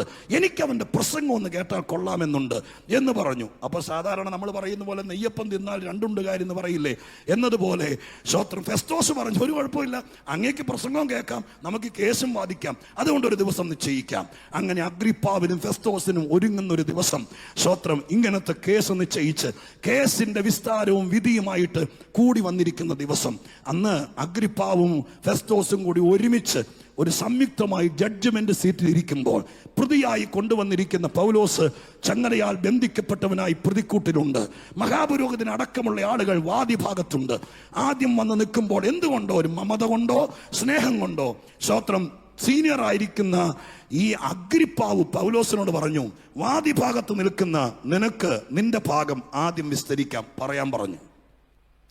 അങ്ങനെ പറയാനൊരു അവസരം കിട്ടിയപ്പോൾ പൗലോസ് പറഞ്ഞ് തുടങ്ങുന്ന ഭാഗമാണ് നമ്മൾ ഇന്ന് കുറിവാക്യമായി വായിച്ച ഈ 26-ാം അധ്യായത്തിൻ്റെ 7-ാമത്തെ വാക്യം. അദ്ദേഹം പറഞ്ഞു തുടങ്ങിയത് ഇങ്ങനെയാണ്. സ്തോത്രം പറഞ്ഞു തുടങ്ങിയ ഭാഗം ഇങ്ങനെയാണ്: ഞാൻ ആശ്ചര്യപ്പെടുന്നു, പൗലോസിനെ പോലത്തെ ജ്ഞാനി, വർത്താനം പറയാൻ അറിയുന്ന മനുഷ്യൻ, ആളും തരവും നോക്കി സംസാരിക്കാൻ അറിയാവുന്നവൻ, കർത്തൃദാസന്മാരും ദൈവമക്കളും ആയിരിക്കുന്നവരൊന്ന് കേട്ടോളണം കേട്ടോ. സ്തോത്രം, ഹല്ലേലൂയ. ഒരുമാതിരി പ്രശ്നങ്ങളൊക്കെ നമുക്ക് ഒഴിവാക്കാം ഭംഗിയായിട്ട് വർത്താനം പറയാൻ പഠിച്ചാൽ. അയ്യടാ, ഒരു സ്തോത്രം പറയുന്ന വിചാരിച്ച മനസ്സിലായി. വേറെ കുറേ ഉപവാസമൊക്കെ നമുക്ക് വേണമെങ്കിൽ ഒഴിവാക്കാം, നന്നായിട്ട് വർത്താനം പറയാൻ പഠിച്ചാൽ മതി. പൗലോസ് വളരെ ഭംഗിയായി ആദരപൂർവം പറയുകയാണ്. പറഞ്ഞു വരുമ്പോൾ പറയുകയാണ്. അതാണ് നമ്മൾ വായിച്ച ആ വാക്യം. ആ വാക്യത്തിനകത്ത് പറഞ്ഞിരിക്കുന്നത് കണ്ടോ? അവിടെ പറഞ്ഞത് ഇപ്രകാരമാണ്. ഒന്നോടെ എന്താ എഴുതിയിരിക്കുന്നു നോക്കി. ആരാധന സംബന്ധമായ വിഷയമാണ്. ആരാധന സംബന്ധമായ വിഷയം. ആരാധന സംബന്ധമായിരിക്കുന്ന ആ വിഷയം കോടതിക്കകത്ത് കൊണ്ടുവരാൻ തൻ്റെ ഇടം കാണിച്ച ആ മനുഷ്യനെ ഓർത്ത് ഞാൻ ദൈവത്തിന് സ്തോത്രം ചെയ്യുന്നു. ഹല്ലേലൂയ. ആ വാക്യത്തിനകത്ത് ഇനി കോടതിയും വിസ്താരവും പൗലോസും ഫെലിക്സും ഫെസ്തോസും അഗ്രിപ്പാവൊക്കെ മാറിപ്പോട്ടെ. പ്രയർ സെന്ററിലേക്കുള്ള ദൂതിന് വേണ്ടി ആ മറ നീങ്ങട്ടെ. നമുക്ക് ആ വിഷയത്തിലേക്ക് കടക്കാം. ഇവിടെ ആരാധന സംബന്ധമായിരിക്കുന്ന കാര്യമാണ് പറഞ്ഞിരിക്കുന്നത്. 4 കാര്യങ്ങൾ ആരാധനയോടുള്ള ബന്ധത്തിൽ ഈ വാക്യത്തിനകത്തുണ്ട്. ശ്രദ്ധിച്ചോളുക. 4 കാര്യങ്ങൾ. 1, ആരാധിക്കണം എന്ന് ഈ വാക്യത്തിനകത്ത് പരാമർശമുണ്ട്. 2, എപ്പോൾ ആരാധിക്കണമെന്ന് ഈ വാക്യത്തിനകത്ത് പരാമർശമുണ്ട്. 3, എങ്ങനെ ആരാധിക്കണമെന്ന് പരാമർശമുണ്ട്. 4, എന്തിനാരാധിക്കണമെന്ന് പരാമർശമുണ്ട്. 4 ഞാൻ അല്പം വിശദീകരിക്കാം, ഒന്നോടെ കേട്ടോളുക. ആരാധിക്കണം എന്നതിന് എഴുതുന്നവർക്ക് വേണ്ടി ആദ്യം പറയാം, പിന്നെ വിശദീകരണവും ദൂതും പറയാം. ആരാധിക്കണം എന്ന് പറയുന്നതിനകത്ത് പൗലോസ് എന്താ പറയുന്നത് നോക്കിയേ. അവിടെ എഴുതിയിരിക്കുന്നു, നമ്മുടെ 12 ഗോത്രങ്ങളും രാപ്പകൽ ശ്രദ്ധയോടെ ആരാധിക്കുന്ന. ഞാൻ അതിലേക്ക് വരാം. എഴുതുന്നവരുടെ ശ്രദ്ധയ്ക്ക് വേണ്ടി പറയുന്നു. ആരാധിക്കണം എന്ന് എഴുതിയിരിക്കുന്നത് സ്തോത്രം നമ്മുടെ 12 ഗോത്രങ്ങൾ. വിശദീകരണം തരാം. 2, എപ്പോൾ ആരാധിക്കണം. അവിടെ എഴുതിയിരിക്കുന്ന വാക്കുകൾ കണ്ടോ? സ്തോത്രം ഞായറാഴ്ച മാത്രമല്ല, സ്തോത്രം പിന്നെയോ ഇതുപോലെ ഉപവാസം ഉള്ളപ്പോൾ മാത്രമല്ല, യോഗത്തിന്റെ ആദ്യത്തെ 2 പാട്ട് പാടുമ്പോൾ മാത്രമല്ല. ആ വാക്യം ഇങ്ങനെയാണ്: രാപ്പകൽ ആരാധിക്കണം. രാപ്പകൽ ആരാധിക്കണം. 3, എങ്ങനെ ആരാധിക്കണം. എങ്ങനെ ആരാധിക്കണം. ഒരു തരം നഞ്ചു തിന്നവനെ പോലെ ഉഴപ്പി ഇവിടെ വന്നിരുന്ന് വായിക്കോട്ടം വിട്ട് അവിടെ നോക്കി പകുതി മൊബൈലിലും തോണ്ടിക്കൊണ്ടിരുന്നല്ല ഈ ദൈവത്തെ ആരാധിക്കേണ്ടത്. പിന്നെ എങ്ങനെ ആരാധിക്കണം. ഈ ദൈവത്തെ ആരാധിക്കുന്നവരുണ്ടെങ്കിൽ കേൾക്കണം, ശ്രദ്ധയോടെ ആരാധിക്കണം. ശ്രദ്ധയോടെ. ഹല്ലേലൂയ. എന്തിനാരാധിക്കണം? അതൊരു ഇഷ്യൂ ആണെങ്കിൽ പോലും ഞാൻ ഈ വാക്യത്തെ വ്യാഖ്യാനമില്ലാതെ പറയാം. പൗലോസ് പറയുന്നു, ശ്രദ്ധയോടെ ആരാധിച്ചുകൊണ്ട് എത്തിപ്പിടിക്കാൻ. അതിനർത്ഥം എന്താ? ഇന്ന് രാത്രി ഞാൻ പറയാം, ആരാധിക്കുന്നവന് എന്തൊക്കെയോ എത്തിപ്പിടിക്കാനുണ്ട്. ഇന്ന് രാത്രി ഇവിടെ ഇരിക്കുന്നവര് കേട്ടോളണം. വായടച്ചിരിക്കുന്നവനല്ല, ആരാധിക്കുന്നവനെ വിമർശിക്കുന്നവനല്ല, ആരാധനയെ എതിർക്കുന്നവനല്ല. സർവശക്തനായ ദൈവത്തെ ശ്രദ്ധയോടെ ആരാധിക്കാൻ ഒരു അവസരം കിട്ടിയ, 2 പേരുടെ കൂടെ പാട്ടുപാടി ഈ ദൈവത്തെ സ്തുതിക്കാൻ ഒരു അവസരം കിട്ടിയ, നോക്കാതെ ദൈവത്തെ ആരാധിക്കുന്നവർ പ്രയർ സെന്ററിൽ ഉണ്ടല്ലോ. അവർക്ക് വേണ്ടി പറയാം, ആരാധിക്കുന്നവർ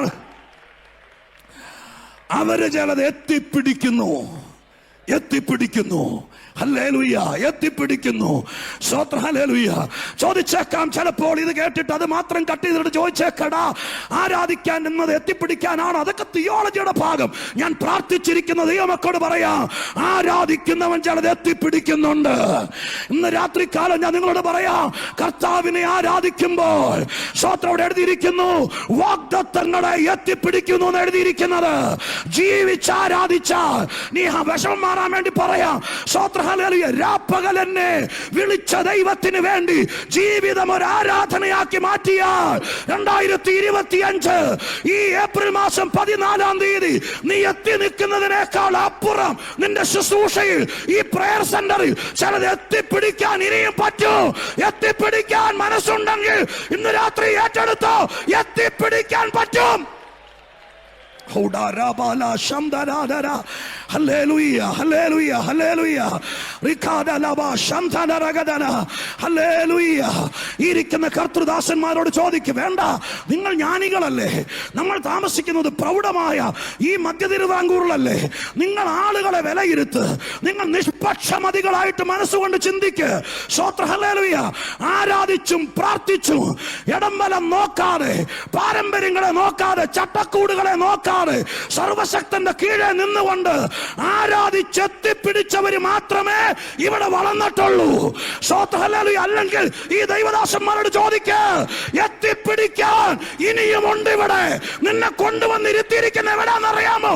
എത്തിപ്പിടിക്കാൻ പിടിക്ക്, അവിടെയാണ് ദൈവം നിന്നെ കൊണ്ട് കയറ്റിയത്.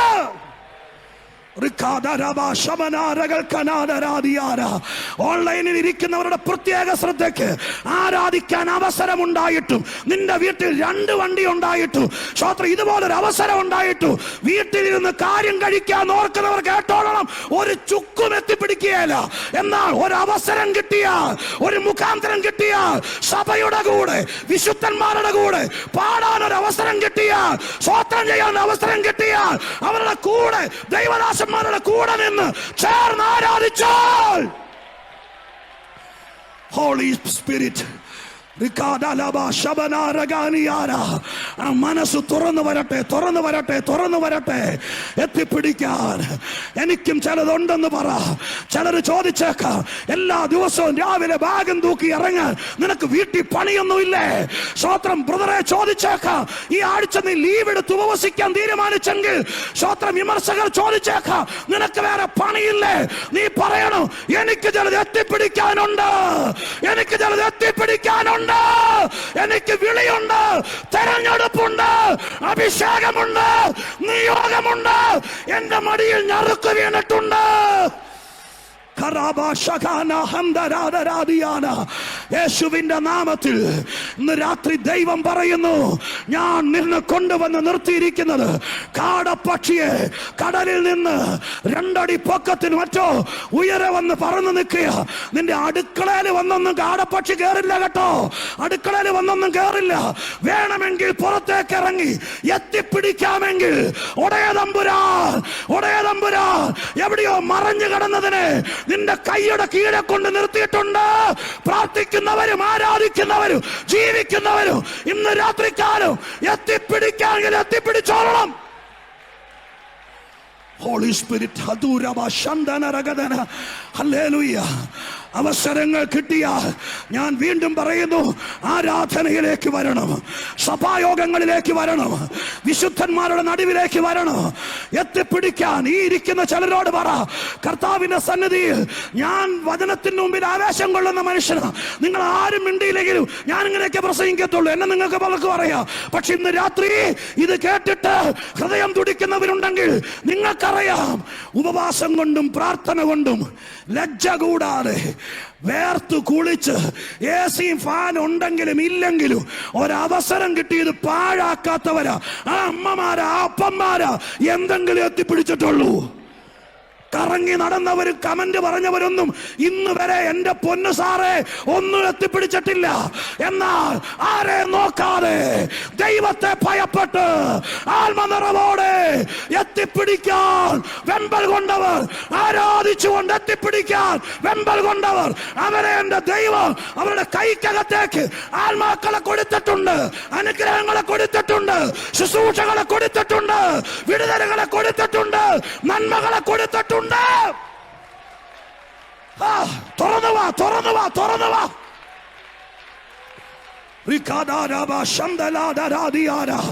യേശുവിന്റെ നാമത്തിൽ പ്രയർ സെന്റർ തുറന്നു വാ. ആരാധിക്കുന്നത് സ്തോത്രം ആരോ നിർബന്ധിക്കുന്നത് കൊണ്ടല്ല, ഇവിടെ കുഞ്ഞുങ്ങൾ പാട്ട് പാടുന്നത് കൊണ്ടല്ല, ഞങ്ങളുടെ രീതി ഇതായത് കൊണ്ടല്ല. ദൈവത്തിന്റെ വചനം പറയുന്നു, നിനക്കെന്തോ എത്തിപ്പിടിക്കാനുണ്ട്. ഈ ദിവസങ്ങളിലെ പ്രാർത്ഥനയിൽ ദൈവം നിന്നെ കൊണ്ടുവന്നിരുത്തിയിരിക്കുന്ന വാഗ്ദത്തങ്ങൾ എത്തിപ്പിടിക്കാനുണ്ട്. ഈ പ്രാർത്ഥന കഴിയുമ്പോൾ സ്വർഗം അത് നിന്റെ കൈക്കകത്ത് എത്തിച്ചിരിക്കും. കൃപാവരങ്ങൾ, ശുശ്രൂഷകൾ എല്ലാം എത്തിപ്പിടിക്ക്, എത്തിപ്പിടിക്ക്, എത്തിപ്പിടിക്ക്. എല്ലാ കുഞ്ഞുങ്ങളും എല്ലാ യൗവനക്കാരും പരിശുദ്ധാത്മാവിന്റെ നിറവിൽ ആത്മശക്തിയോടെ പറ, ആരും നിന്റെ വീട്ടിൽ കൊണ്ട് തരില്ല, ആരും നിന്റെ വീട്ടിൽ പൊതിഞ്ഞു കെട്ടി തരില്ല. ഇവിടെ വന്നിരിക്കുമ്പോൾ ആരാധിച്ച് എത്തിപ്പിടിക്കാമെങ്കിൽ എത്തിപ്പിടിക്കുക. പരിശുദ്ധാത്മാവേ, ഈ പ്രാവശ്യത്തെ ഉപവാസ പ്രാർത്ഥനയിൽ എന്റെ കർത്താവേ, ആട്ടിടയൻ ആടിന് ചായച്ചു കൊടുക്കുന്നത് പോലെ അവന്റെ വടിയും കോലും നിനക്ക് ചില നന്മകൾ ചായച്ചു തരികയാ. മരവിച്ചിരിക്കരുത്, കാഴ്ചക്കാരായിരിക്കരുത്, വിമർശകരുടെ കൂടെ ചേരരുത്, പരീക്ഷന്റെ കൂടെ നിൽക്കരുത്. ദൈവത്തിന്റെ ആത്മാവുള്ളവരുടെ കൂടെ, പരിശുദ്ധാത്മാവുള്ളവരുടെ കൂടെ നിൽക്ക്. സ്വർഗം ചിലരെ എത്തിപ്പിടിക്കാവുന്നതിന്റെ കീഴെ നിർത്തിയിരിക്കുക. യെസ്, കൃപാധരബ ശംധനാദരാദിയാര. ഹല്ലേലൂയ.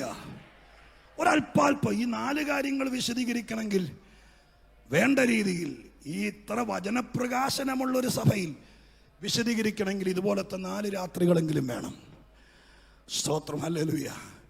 ചില സ്ഥലത്തൊക്കെ പ്രസംഗിക്കാൻ ചെല്ലുമ്പോൾ 4 പ്രസംഗങ്ങൾ കൂട്ടിക്കെട്ടിയാൽ പോലും 8:45 ആവില്ല. സ്തോത്രം. അങ്ങനെ പറ്റിയിട്ടുണ്ട്. കാരണം കട്ട് പീസ് എല്ലാം നമ്മൾ ഇടയ്ക്ക് കയറ്റിയിട്ട് ആവിയല്ല. ഇവിടെ ഇപ്പം എങ്ങും എത്തുന്ന ലക്ഷണമില്ല. കാരണം ഈ പുൽപ്പിറ്റ് വചന വെളിപ്പാടുള്ളതാണ്. അതിനിപ്പോൾ ഞാനിവിടെ നിൽക്കണമെന്നില്ല, ഇവിടെ ആര് നിന്നാലും ഇവിടെ പ്രകാശനമുണ്ട്. അതുകൊണ്ട് വിശദീകരിച്ചൊന്നും പറയാൻ പറ്റുമെന്ന് എനിക്ക് തോന്നുന്നില്ല. എങ്കിലും എന്നെ കൊണ്ട് ആവുന്നിടത്തോളം നിങ്ങൾക്ക് ഈ ഓരോ കാര്യങ്ങളും സ്തോത്രം വേദപുസ്തകത്തിൽ നിന്ന് തന്നെ തെളിയിക്കേണ്ടതാണ്. ആദ്യത്തെ വാക്കുകൾ തന്നെ നമുക്ക് 4 കാര്യങ്ങൾ ഞാൻ പറഞ്ഞല്ലോ. ഒന്ന്, ആരാധിക്കണം, എപ്പോഴൊക്കെ ആരാധിക്കണം, എങ്ങനെ ആരാധിക്കണം, എന്തിനാരാധിക്കണം. ആരെ ആരാധിക്കണം എന്ന് വേണമെങ്കിൽ ചേർക്കാം, അത് അണ്ടർസ്റ്റുഡാണ്. പക്ഷേ അതിലേക്ക് പോകേണ്ട കാര്യമില്ല. ഞാൻ ആദ്യത്തെ കാര്യം ഒന്നോടെ വിശദീകരിക്കട്ടെ. ആരാധിക്കണം എന്നത് ശ്രദ്ധിക്കണം കേട്ടോ. വേദപുസ്തകത്തെ ശ്രദ്ധിച്ചാൽ തന്നെ യാക്കോബ് എഴുതിയിരിക്കുന്നത് ഇങ്ങനെയാണ്: ഈ സ്വാതന്ത്ര്യത്തിന്റെ ന്യായപ്രമാണത്തെ ഉറ്റുനോക്കണം എന്ന് എഴുതിയിരിക്കുന്നത്. അദ്ദേഹത്തിന്റെ ഭാഷയാണ് സ്വാതന്ത്ര്യത്തിന്റെ ന്യായപ്രമാണം എന്ന്. യാക്കോബിന്റെ ലേഖനത്തിനകത്ത് ആ വാക്യം എങ്ങനെ നോക്കണമെന്ന്, ഉറ്റുനോക്കണം എന്ന് പറഞ്ഞാൽ അതിനെ തന്നെ ശ്രദ്ധിച്ചു നോക്കണം. വചനത്തെ ഒന്ന് ഉറ്റുനോക്കാം, അന്നേരം അറിയാം. നിങ്ങളെ ആരെങ്കിലും യോഗം കഴിഞ്ഞ് ബസ് സ്റ്റാൻഡിൽ നിൽക്കുമ്പോൾ ഉറ്റുനോക്കിയാൽ എന്തോ ചെയ്യും? ഒന്നുകിൽ നിങ്ങൾ പേടിച്ചങ്ങ് മാറും, അതല്ലെങ്കിൽ 1-2 പ്രാവശ്യം ഉറ്റു നോക്കുമ്പോൾ നിങ്ങൾ ചോദിക്കുക എന്നാ നോക്കുന്നതെന്ന്. അല്ലേ? നമ്മുടെ ഭാഗത്ത് വളപ്പും മറിപ്പൊന്നും ഇല്ലെങ്കിൽ അച്ചായന് മനസ്സിലായി. എന്നാ നോക്കുന്നതെന്ന് ചോദിക്കും. ഇത് തന്നെ വചനവും ചെയ്യും, വേറെ ഒന്നും ചെയ്യണ്ട. കുറച്ചു നേരം വചനത്തെ ഉറ്റു നോക്കുമ്പോൾ വചനം ചോദിക്കും എന്നാ നോക്കുന്നതെന്ന്. സ്തോത്രം.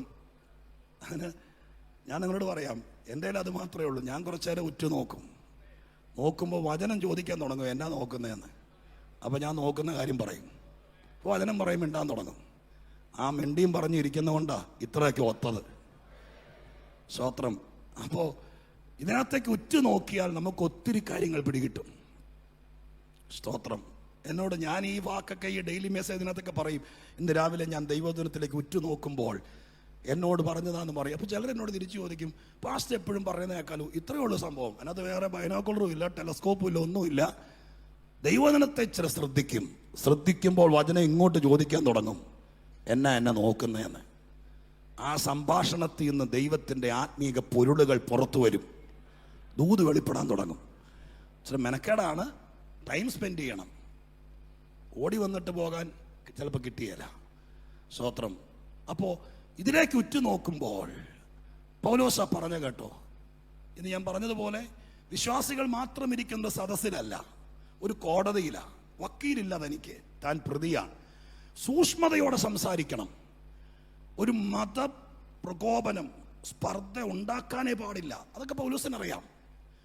അങ്ങനെയാണെങ്കിൽ ഞാൻ പൗലോസിനോട് ചോദിച്ചു, അങ്ങൊരു കോടതി നിൽക്കുമ്പോൾ ഇവിടെ പറഞ്ഞത് ആരാധിക്കണം എന്നുള്ള ചോദ്യത്തിന് മറുപടിയായി പറയുമ്പോൾ അദ്ദേഹം പറഞ്ഞത് നമ്മുടെ 12 ഗോത്രങ്ങൾ ആരാധിക്കുന്ന, അങ്ങനെയല്ല എഴുതിയിരിക്കുന്നേ? എവിടെ എൻ്റെ കൂടെ നിൽക്കും, ഇച്ചിരി സമയമുള്ളൂ. അങ്ങനെയല്ല എഴുതിയിരിക്കുന്നേ? നമ്മുടെ 12 ഗോത്രങ്ങൾ. അപ്പൊ ഞാൻ പൗലോസിനോടൊരു വക്കീലായിട്ട് പറഞ്ഞു കൊടുത്തു, ഇടാ മണ്ട, കോടതിയിൽ ചെന്നിട്ട് അങ്ങനെയൊന്നും പറയരുത്. എന്താ പറയണം? ഇച്ചിരിയോടെ വിശാലമായിട്ട്, നീ ഒരു പ്രതിയാണ്, പ്രശ്നക്കാരനാന്ന് തോന്നാതിരിക്കാൻ ഇങ്ങനെ പറഞ്ഞാൽ മതി. ലോകത്തിലെല്ലാവരും ആരാധിക്കുന്ന ദൈവത്തെക്കുറിച്ച് ഞാനും പറയുന്നു സാറേ, അതിൽ കൂടുതൽ തെറ്റൊന്നും ഞാൻ ചെയ്തിട്ടില്ലെന്ന് പറഞ്ഞാൽ കോടതി ചിലപ്പോൾ നിന്നെ വെറുതെ വിട്ടേക്കാം. ശരിയല്ലേ? കോടതി ചെല്ലുമ്പോൾ സ്തോത്രം, പൗലോസിനൊരു വക്കീൽ ഉണ്ടായിരുന്നെങ്കിൽ നിശ്ചയമായിട്ടും പറഞ്ഞേനെ. സ്തോത്രം, എല്ലാവരും ആരാധിക്കുന്ന, പിള്ളേരുടെ ഭാഷ പറഞ്ഞാൽ അങ്ങനെ പറയുമ്പോൾ അതിനൊരു പഞ്ചോ ഗുമ്മോ, പിള്ളേരുടെ ഭാഷയില്ലേ, 850 കോടി ആളുകൾ ജീവിച്ചിരിക്കുന്നു. അപ്പോൾ 850 കോടി ആളുകൾ, ഇപ്പം ഇങ്ങനെ പറഞ്ഞാൽ മതിയായിരുന്നു, എൻ്റെ സാറേ ലോകത്തിൽ 850 കോടി ആളുകളുണ്ട്. ഈ 850 കോടി ആളുകളെ സൃഷ്ടിച്ച, പ്രപഞ്ചം സൃഷ്ടിച്ച ദൈവത്തെക്കുറിച്ച് ഞാൻ പറയുന്നു എന്ന് പറഞ്ഞാൽ മതി. പക്ഷെ പൗലോസ് ആരാ മോൻ? സ്തോത്രം, തല പോയാലും ദൈവത്തിൻ്റെ വ്യവസ്ഥ വിടാത്ത ആളാ. അദ്ദേഹം പറഞ്ഞു, സാറേ ഞാൻ എല്ലാവരും ആരാധിക്കുന്ന ദൈവത്തെക്കുറിച്ചല്ല പറയുന്നത്, 12 ഗോത്രങ്ങൾ ആരാധിക്കുന്ന ഒരു ദൈവമുണ്ട്. അതിന്റെ അർത്ഥം മനസ്സിലായോ? ഈ 12 ഗോത്രങ്ങൾ എല്ലാരെയും കയറി ആരാധിക്കില്ല, അവരെല്ലാരെയും ദൈവമേന്ന് വിളിക്കില്ല. ഇവരൊരു പ്രത്യേക ജാതിയാണ്, അത് അങ്ങേക്കറിയാലോ. ആ ദൈവമാണ് സനാതനൻ, അവനാണ് സർവശക്തൻ, അവനാണ് സച്ചിദാനന്ദൻ, അവനാണ് അഖിലാണ്ട സൃഷ്ടാവ്. ഈ 12 ഗോത്രങ്ങൾ ആരാധിക്കുന്ന ദൈവമാണ് സാക്ഷാൽ ദൈവം. ഹല്ലേലൂയ.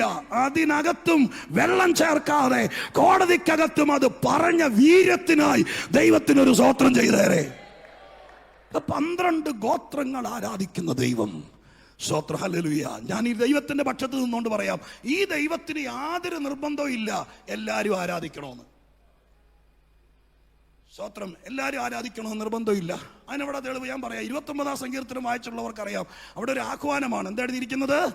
ദൈവപുത്രന്മാരെ യഹോവയ്ക്ക് കൊടുപ്പീൻ. കൊടുക്കുന്ന കാര്യം പറയുമ്പോൾ അങ്ങനെ നോക്കേണ്ട കാര്യമില്ല. ദൈവമേ എല്ലാരോടും പറ കൊടുക്കാൻ, അങ്ങനെയാണ് പറയേണ്ടത്. പക്ഷേ വേദപുസ്തകം പറഞ്ഞു ദൈവത്തിന് എല്ലാവരും മഹത്വം കൊടുക്കണമെന്നില്ല. എന്നാൽ അവിടെ എഴുതിയിട്ടുണ്ട് ദൈവപുത്രന്മാർ, നമ്മുടെ ഭാഷ പറഞ്ഞാൽ ദൈവത്തിന്റെ മക്കളായവർ. ആരും മിണ്ടിയില്ലെങ്കിലും, ആരും മഹത്വം കൊടുത്തില്ലെങ്കിലും ദൈവം ആഗ്രഹിക്കുന്നുണ്ട് ദൈവത്തിന്റെ മക്കൾ അവന് മഹത്വം കൊടുത്തിരിക്കണം. ഹല്ലേലൂയ. മഹത്വം കൊടുത്തിരിക്കണം. ഈ 12 ഗോത്രങ്ങൾ എന്നൊക്കെ പറയുമ്പോൾ തന്നെ നിങ്ങൾ ഓർത്തു നോക്കി, അത് തന്നെ ദൈവശാസ്ത്രം അല്ലെങ്കിൽ ഒരു വ്യാഖ്യാനപരമായിട്ട് ഇസ്രായേൽ ചരിത്രപരമായിരിക്കുന്ന വലിയൊരു ചിന്തയാണ്, വലിയൊരു കാര്യമാണ് 12 ഗോത്രങ്ങൾ എന്ന് പറയുന്നത്. അബ്രഹാമിൻ്റെ കൊച്ചുമക്കളായി, പ്രത്യേക യാക്കോബിൻ്റെ മക്കളായി ജനിച്ചു വളർത്തപ്പെട്ട 12 പേർ. പിന്നെ യോസേഫിൻ്റെ ഒക്കെ ഉണ്ടെന്ന് എനിക്കറിയാം, പക്ഷെ പറയാനുള്ള എളുപ്പത്തിൽ അങ്ങ് പറയുക. ആ സ്തോത്രം 12 പേരാണ് പിന്നീട് ഗോത്രങ്ങളായിട്ട് അറിയപ്പെട്ടത്. ഇവർ 6 ലക്ഷം പുരുഷന്മാരും സ്ത്രീകളോട് ഒരു ബഹുത് സംഘം മിസ്രയീമിൽ വെച്ചുണ്ടായിരുന്നു. പക്ഷെ ചരിത്ര രേഖകൾ നിങ്ങൾ പരിശോധിച്ചാൽ, വേദപുസ്തക വ്യാഖ്യാന ഗ്രന്ഥങ്ങളുടെ സഹായം കൂടി തേടിയാൽ, മിസ്രയീമിൽ വെച്ച് ഇവരെ ഗോത്രങ്ങളായിട്ടൊന്നും വേർതിരിച്ചിട്ടില്ല. ഗോത്രങ്ങളായി വേർതിരിക്കുന്നത് ഇവർ ചേട്ടനും അനിയനും വെല്ലുപ്പനും കൂടി തീരുമാനിച്ചതല്ല. പിന്നെയോ ഇസ്രായേൽ ചെങ്കടൽ കയറിയതിനു ശേഷം ദൈവമായ കർത്താവാണ് സിസ്റ്റമാറ്റിക്കായിട്ട് ഇവരെ തിരിക്കുക. സമാഗമന കൂടാരത്തിന്റെ ക്രമീകരണങ്ങൾ വരുമ്പോൾ പറഞ്ഞു, സ്തോത്രം, ഹല്ലേലൂയ, ഈ 12 പേർ മക്കൾ, ഇവരുടെ ഓരോ ഗോത്രങ്ങൾക്കും ഓരോ കൊടിയടയാളം വേണം. അവരുടെ സ്വത്രം, അവരുടെ താമസ ക്രമീകരണങ്ങൾ ഞാൻ പറയുന്ന സ്ഥലത്തായിരിക്കണം. അങ്ങനെയാണെങ്കിൽ ഞാൻ അതിനെ ചുരുക്കി വിശദീകരിക്കാം. സ്വോത്ര ഹല്ലേലൂയ. ഇവർ അബ്രഹാമിന്റെ വീട്ടിൽ ജനിച്ചതുകൊണ്ടോ സ്വോത്രം മക്കളായതുകൊണ്ടല്ല. ഗോത്രമാകുന്നത് എങ്ങനെയാണെന്നറിയോ? മിസ്രൈമിൽ കടന്നുകൊണ്ട് ഗോത്രമാകില്ല. പിന്നെയോ അവിടെ വെച്ച് പെസക ആചരിക്കണം, ചോരത്തളി ആചരിക്കണം, പെസക കുഞ്ഞാട് അകത്ത് കയറണം, ചെങ്കടൽ കടക്കണം, മേഘത്തിന്റെ കീഴെ വരണം, ദൈവം പറഞ്ഞത് അനുസരിക്കണം. അങ്ങനെ അനുസരിക്കാൻ തുടങ്ങുമ്പോൾ സ്വർഗസ്ഥനായ ദൈവം നിന്നെ അവന്റെ കൊടിയുടെ കീഴെ കൊണ്ടുവന്ന് നിർത്തും. അപ്പോഴാണ് നിനക്ക് ഒരു ഗോത്രമായിട്ട് അംഗീകാരം കിട്ടുന്നത്. ഹല്ലേലൂയ. അങ്ങനെയാണെങ്കിൽ ഇന്ന് രാത്രികാലം കേട്ടോളണം. ഒരു അരമണിക്കൂർ വിശദീകരിക്കേണ്ട ഭാഗം 5 മിനിറ്റ് വെട്ടിച്ചുരുക്കുക. സ്വോത്ര യേശുവിനെ രക്ഷകനായി സ്വീകരിക്കുമ്പോൾ, സ്നാനപ്പെടുമ്പോൾ, പരിശുദ്ധാത്മാവിൽ നിറയുമ്പോൾ, സർവശക്തനായ ദൈവം നിന്നെ ദൈവത്തിന്റെ കൊടിക്കീഴിൽ, ഉത്തമഗീതത്തിലെ ആ പെൺകൊച്ചു പറഞ്ഞതുപോലെ ആ സ്നേഹത്തിന്റെ കൊടിയുടെ കീഴെ നിനക്ക് വരാൻ പറ്റണമെങ്കിൽ നിന്റെ വെല്ലിപ്പച്ചൻ ഉപദേശിയായതുകൊണ്ടോ നിന്റെ അമ്മച്ചി 1000 രൂപ വെച്ച് സ്വോത്ര കാഴ്ച കൊടുത്തത് കൊണ്ട് ആകില്ല. ആ കൊടിക്കീഴെ വരണം. ദൈവം പറഞ്ഞിട്ടുണ്ട്, ദാൻ ഗോത്രത്തിന് ഈ കൊടി അടയാളമായിരിക്കണം. അവരെല്ലാം ആ കൊടിയുടെ കീഴിൽ നിന്നോളണം. യഹൂദാ ഗോത്രത്തിന്റെ കൊടി അടയാളം ഇതായിരിക്കണം. അവർ സമാഗമന കൂടാരത്തിന് ഇന്ന ഭാഗത്ത് നിന്നോളണം. ഇതെല്ലാം ക്രമീകരിച്ചത് ദൈവമാണ്. സ്തോത്ര ഹല്ലേലൂയ. അപ്പൊ എല്ലാവരുടെയും കൂടെ നിന്ന് സ്തോത്രം, എല്ലാത്തിനെയും ആരാധിക്കുന്നവന് ഈ വാക്യം വിഷയമല്ല. പിന്നെയോ വീണ്ടെടുപ്പ് ലഭിച്ചിരിക്കണം. സ്തോത്രം. അങ്ങനെയുള്ളവർക്കാണ് ഈ ദൈവത്തെ ആരാധിക്കാനുള്ള ഭാഗ്യം. സ്തോത്രം. അവരിതിനകത്തുണ്ടെങ്കിൽ യോഗത്തിന് വന്നിട്ട് മിണ്ടാതിരിക്കാൻ നിങ്ങൾക്ക് അവകാശമില്ല. ബാക്കി ആരും സ്തുതിച്ചില്ലെങ്കിലും അവരെ ദൈവം നോക്കിക്കൊണ്ടിരിക്കും. എന്റെ കൊടിക്കീഴെ വന്നവൻ ഇതിനകത്തുണ്ടോ? അല്ലാത്തവൻ ഇവിടെ തൂണും ചാരി ഇരിക്കട്ടെ, പ്രസംഗം എഴുതിക്കൊണ്ട് പോയി വേറെ ഏതെങ്കിലും യോഗത്തിൽ കൊണ്ടുപോയി പ്രസംഗിച്ചോട്ടെ, അത് അവന്റെ ബിസിനസ്. പക്ഷേ യേശുവിന്റെ കൊടിക്കീഴെ വന്നവർ അവരിന്ന് രാത്രി ഇതിനകത്തുണ്ടെങ്കിൽ, ഉപവാസത്തിലുണ്ടെങ്കിൽ അവര് കേട്ടോളണം, അവരാരാധിച്ചിരിക്കണം. 12 ഗോത്രങ്ങൾ ആരാധിക്കുന്നവൻ അവൻ ആരാണ്? ഇന്ന് രാത്രികാലം വിശ്വസിക്ക്. എല്ലാരും ആരാധിക്കുന്ന ദൈവമല്ല നമ്മുടെ ദൈവം. സ്തോത്രം. നമ്മുടെ ദൈവം അവൻ 12 ഗോത്രങ്ങൾ ആരാധിച്ച ദൈവം. ആ ദൈവത്തെ ആരാധിക്കാൻ വിളി ലഭിച്ച ദൈവമക്കൾക്കായി ഞാൻ ദൈവത്തിന് സ്തോത്രം ചെയ്യുന്നു. വീണ്ടെടുപ്പാണ് അതിന്റെ ആധാരം. അതിനെക്കുറിച്ചൊരു വാക്യം കൂടി ഞാൻ വായിക്കും. ഞാൻ ആദ്യം പറഞ്ഞല്ലോ, എല്ലാവരും ആരാധിക്കണമെന്ന് ദൈവത്തിന് നിർബന്ധമില്ല. ഒരു വാക്കോടെ വായിച്ചു നോക്കി. 107-ാം സങ്കീർത്തനത്തിന്റെ 1, 2, 3.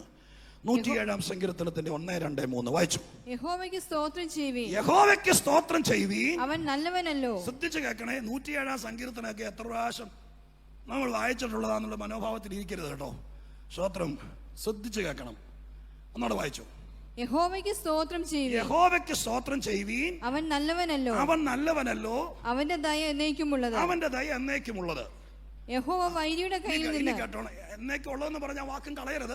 അങ്ങനെ നമ്മളിവിടെ നിർത്തിയിരിക്കുക. ഇനി കേട്ടോണം. യഹോവ വൈരിയുടെ കയ്യിൽ നിന്ന് വീണ്ടെടുക്കുകയും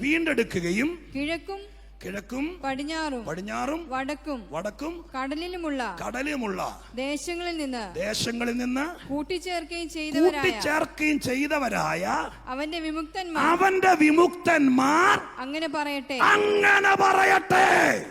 അതിനർത്ഥം എന്താ? എല്ലാരും പറയണമെന്നില്ല. പിടികിട്ടിയില്ല. സ്തോത്രം. എല്ലാരും പറയണമെന്നില്ല.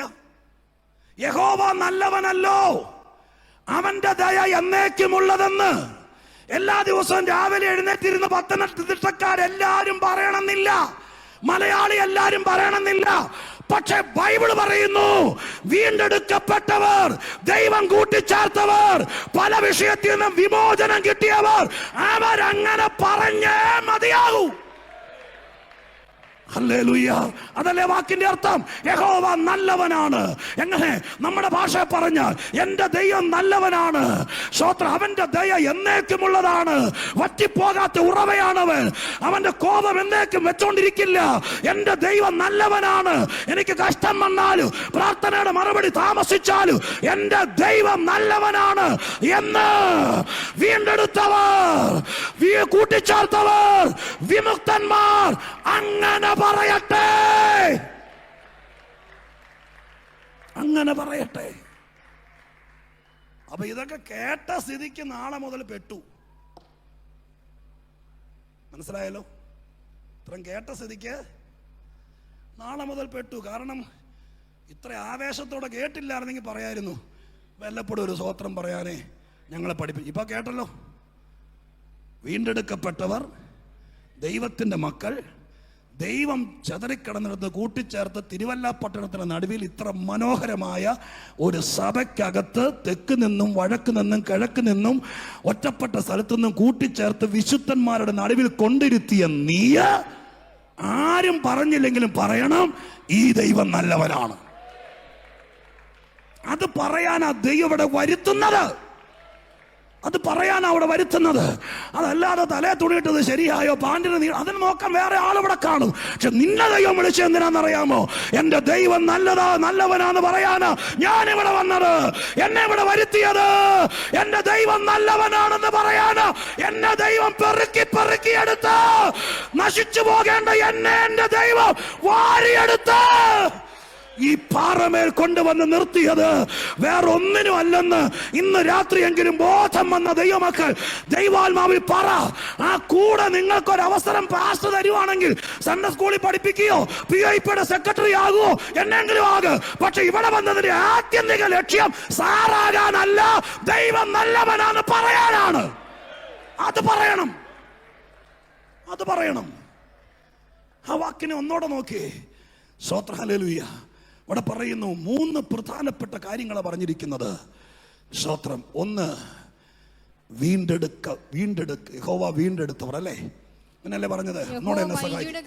വൈരിയുടെ കയ്യിൽ നിന്ന് വീണ്ടെടുക്കുകയും. എന്താണെങ്കിലും എന്റെ ദൈവമക്കളെ 4 എണ്ണം പറയാൻ ഒക്കെയല്ല. ഒരെണ്ണം ഒരു പരുവത്തിന് പറഞ്ഞ് നിർത്താം, 3 എണ്ണം ഞാൻ തിരിച്ച് വീട്ടിൽ കൊണ്ടുപോകും. കാരണം സ്തോത്രം പറയാൻ പറ്റിയല്ല, അതേ പറ്റുള്ളൂ. സ്തോത്രം. പിന്നെ കർത്താവിന്റെ ദാസൻ എന്നെ ഒത്തിരി സ്നേഹമുള്ള എൻ്റെ വില ഇടയ്ക്കിടയ്ക്കൊക്കെ ഇങ്ങനെ വിളിക്കുമായിരിക്കും.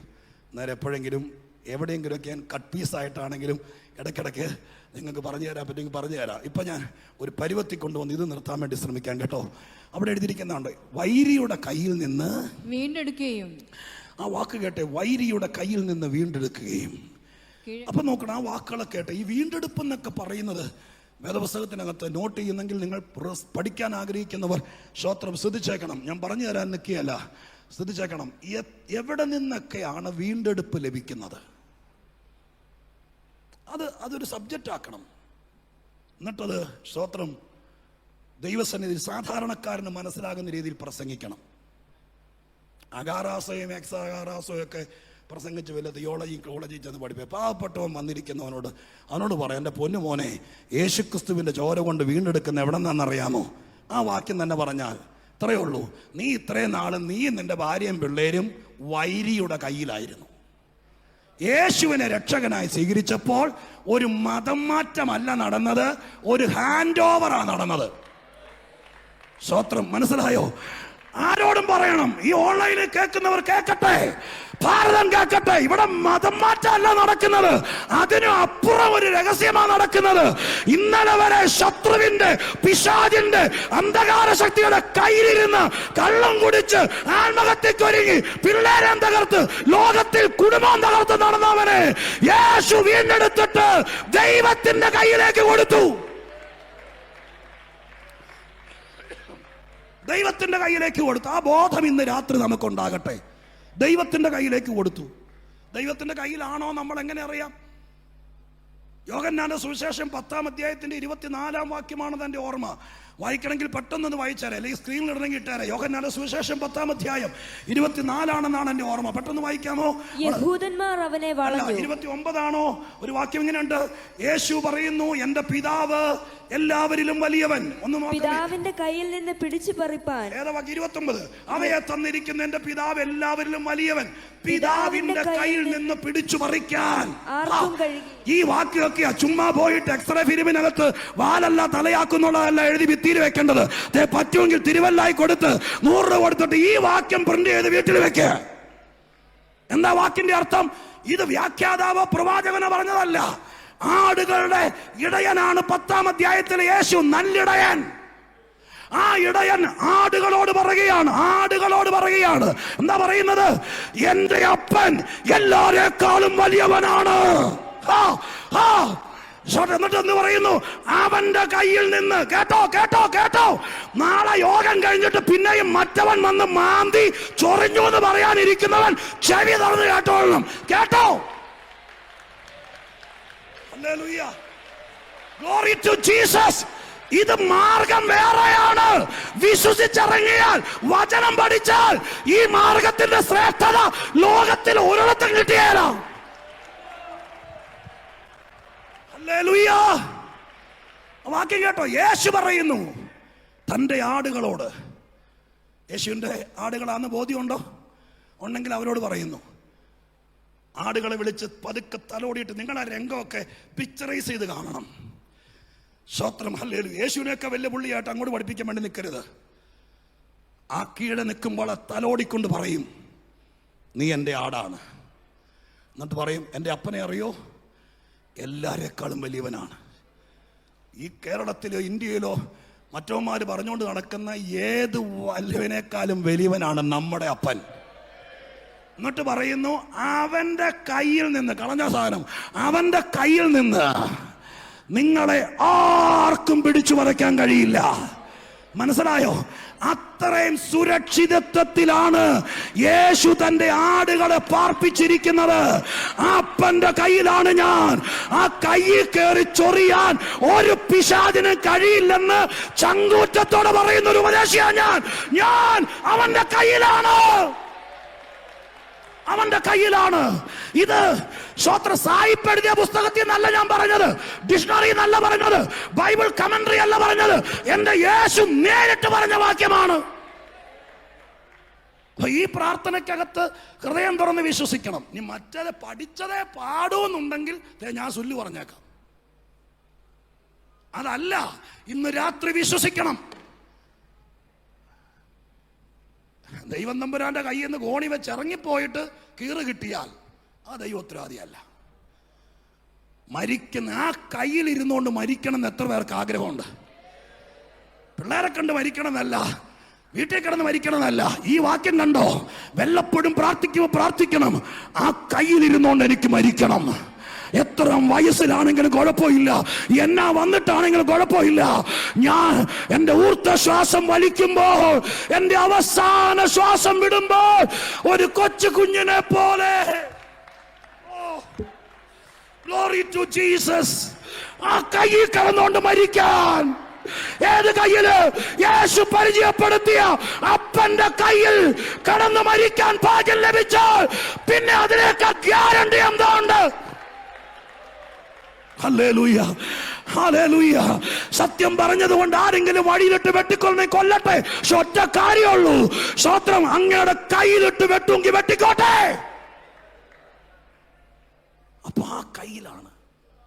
പിശാചിന്റെ കയ്യിലിരുന്ന നമ്മളെ യേശുക്രിസ്തു ഇവിടെ വന്ന് രക്തം കൊടുത്ത് വാങ്ങിയിട്ട് അടുത്ത ചന്തയെ കൊണ്ടുപോയി മറച്ചു വിറ്റുന്നല്ല, അവനെ കൊണ്ടുവന്ന് അപ്പന്റെ കയ്യിൽ കൊടുത്തു. അപ്പന്റെ കയ്യിലാണ് ദൈവസഭ. അവന്റെ കയ്യിൽ നിന്ന് യേശു കൂട്ടിച്ചേർത്തു. പേടിക്കണ്ടാട്ടോ, ഇവിടെ ആരൊക്കെ ഉണ്ടെങ്കിലും അപ്പന്റെ കയ്യിൽ നിന്ന് ആർക്കും നിങ്ങളെ പിടിച്ചു പറിക്കാൻ കഴിയില്ല, പിടിച്ചു പറിക്കാൻ കഴിയില്ല. സ്തോത്ര, ഹല്ലേലൂയ, പിടിച്ചു പറിക്കാൻ കഴിയില്ല. സ്തോത്ര. അടുത്ത ഞായറാഴ്ച യോഗം കഴിഞ്ഞ് കഞ്ഞിയും കുടിച്ചതിന് ശേഷം പതിവ് വരുന്ന ആരെങ്കിലും തഞ്ചിയും തൂക്കി വന്നിട്ട് സ്തോത്ര പിന്നെ മറ്റേത് പറഞ്ഞ് വിശ്വസിച്ചാൽ ഇനി അടി കിട്ടും. കാരണം ഇത്രയും നാളും ഇതൊന്നും അറിയില്ലായിരുന്നു. പക്ഷെ ഇന്ന് ഞാൻ പറയാം, സ്തോത്ര, ഹല്ലേലൂയ, ഇന്ന് ദൈവം നിന്നോട് പറഞ്ഞു, നീ എൻ്റെ കയ്യിലാണ്. എൻ്റെ കയ്യിൽ നിന്ന് പിടിച്ചു പറിക്കാൻ പറ്റിയ ഒരു മന്ത്രവാദവും ഒരു കൂടോത്രവും ഒരു ശത്രുവിന്റെ ആയുധവും ഈ കയ്യിൽ നിന്ന് പിടിച്ചു പറിക്കാനില്ല. നിനക്ക് വേണമെങ്കിൽ ഇറങ്ങിപ്പോകാം, അത് നിന്റെ ഇഷ്ടം. പക്ഷെ പിടിച്ചു പറിക്കാൻ വരുന്നവനൊന്നും ഇവിടെ പിടിച്ചു നിൽക്കാൻ പറ്റില്ല. അങ്ങനെ ഒരു മാർഗമാണിത്. ഹല്ലേലൂയ. ഒരു വാക്യം കൂടി എന്റെ സമാധാനത്തിന് വേണ്ടി ഒന്ന് വായിച്ചേക്കാം. 2 ശമൂവേൽ 7:23. വീണ്ടെടുപ്പ് ഒന്നോടെ പറയാനാ. സ്തോത്ര, ഹല്ലേലൂയ. വീണ്ടെടുപ്പ് ഒന്നോടെ പറഞ്ഞത് നിർത്തുക. സ്തോത്രം, ഒന്ന് വായിച്ചേ. 7:23. 2 ശമൂവേൽ 7:23.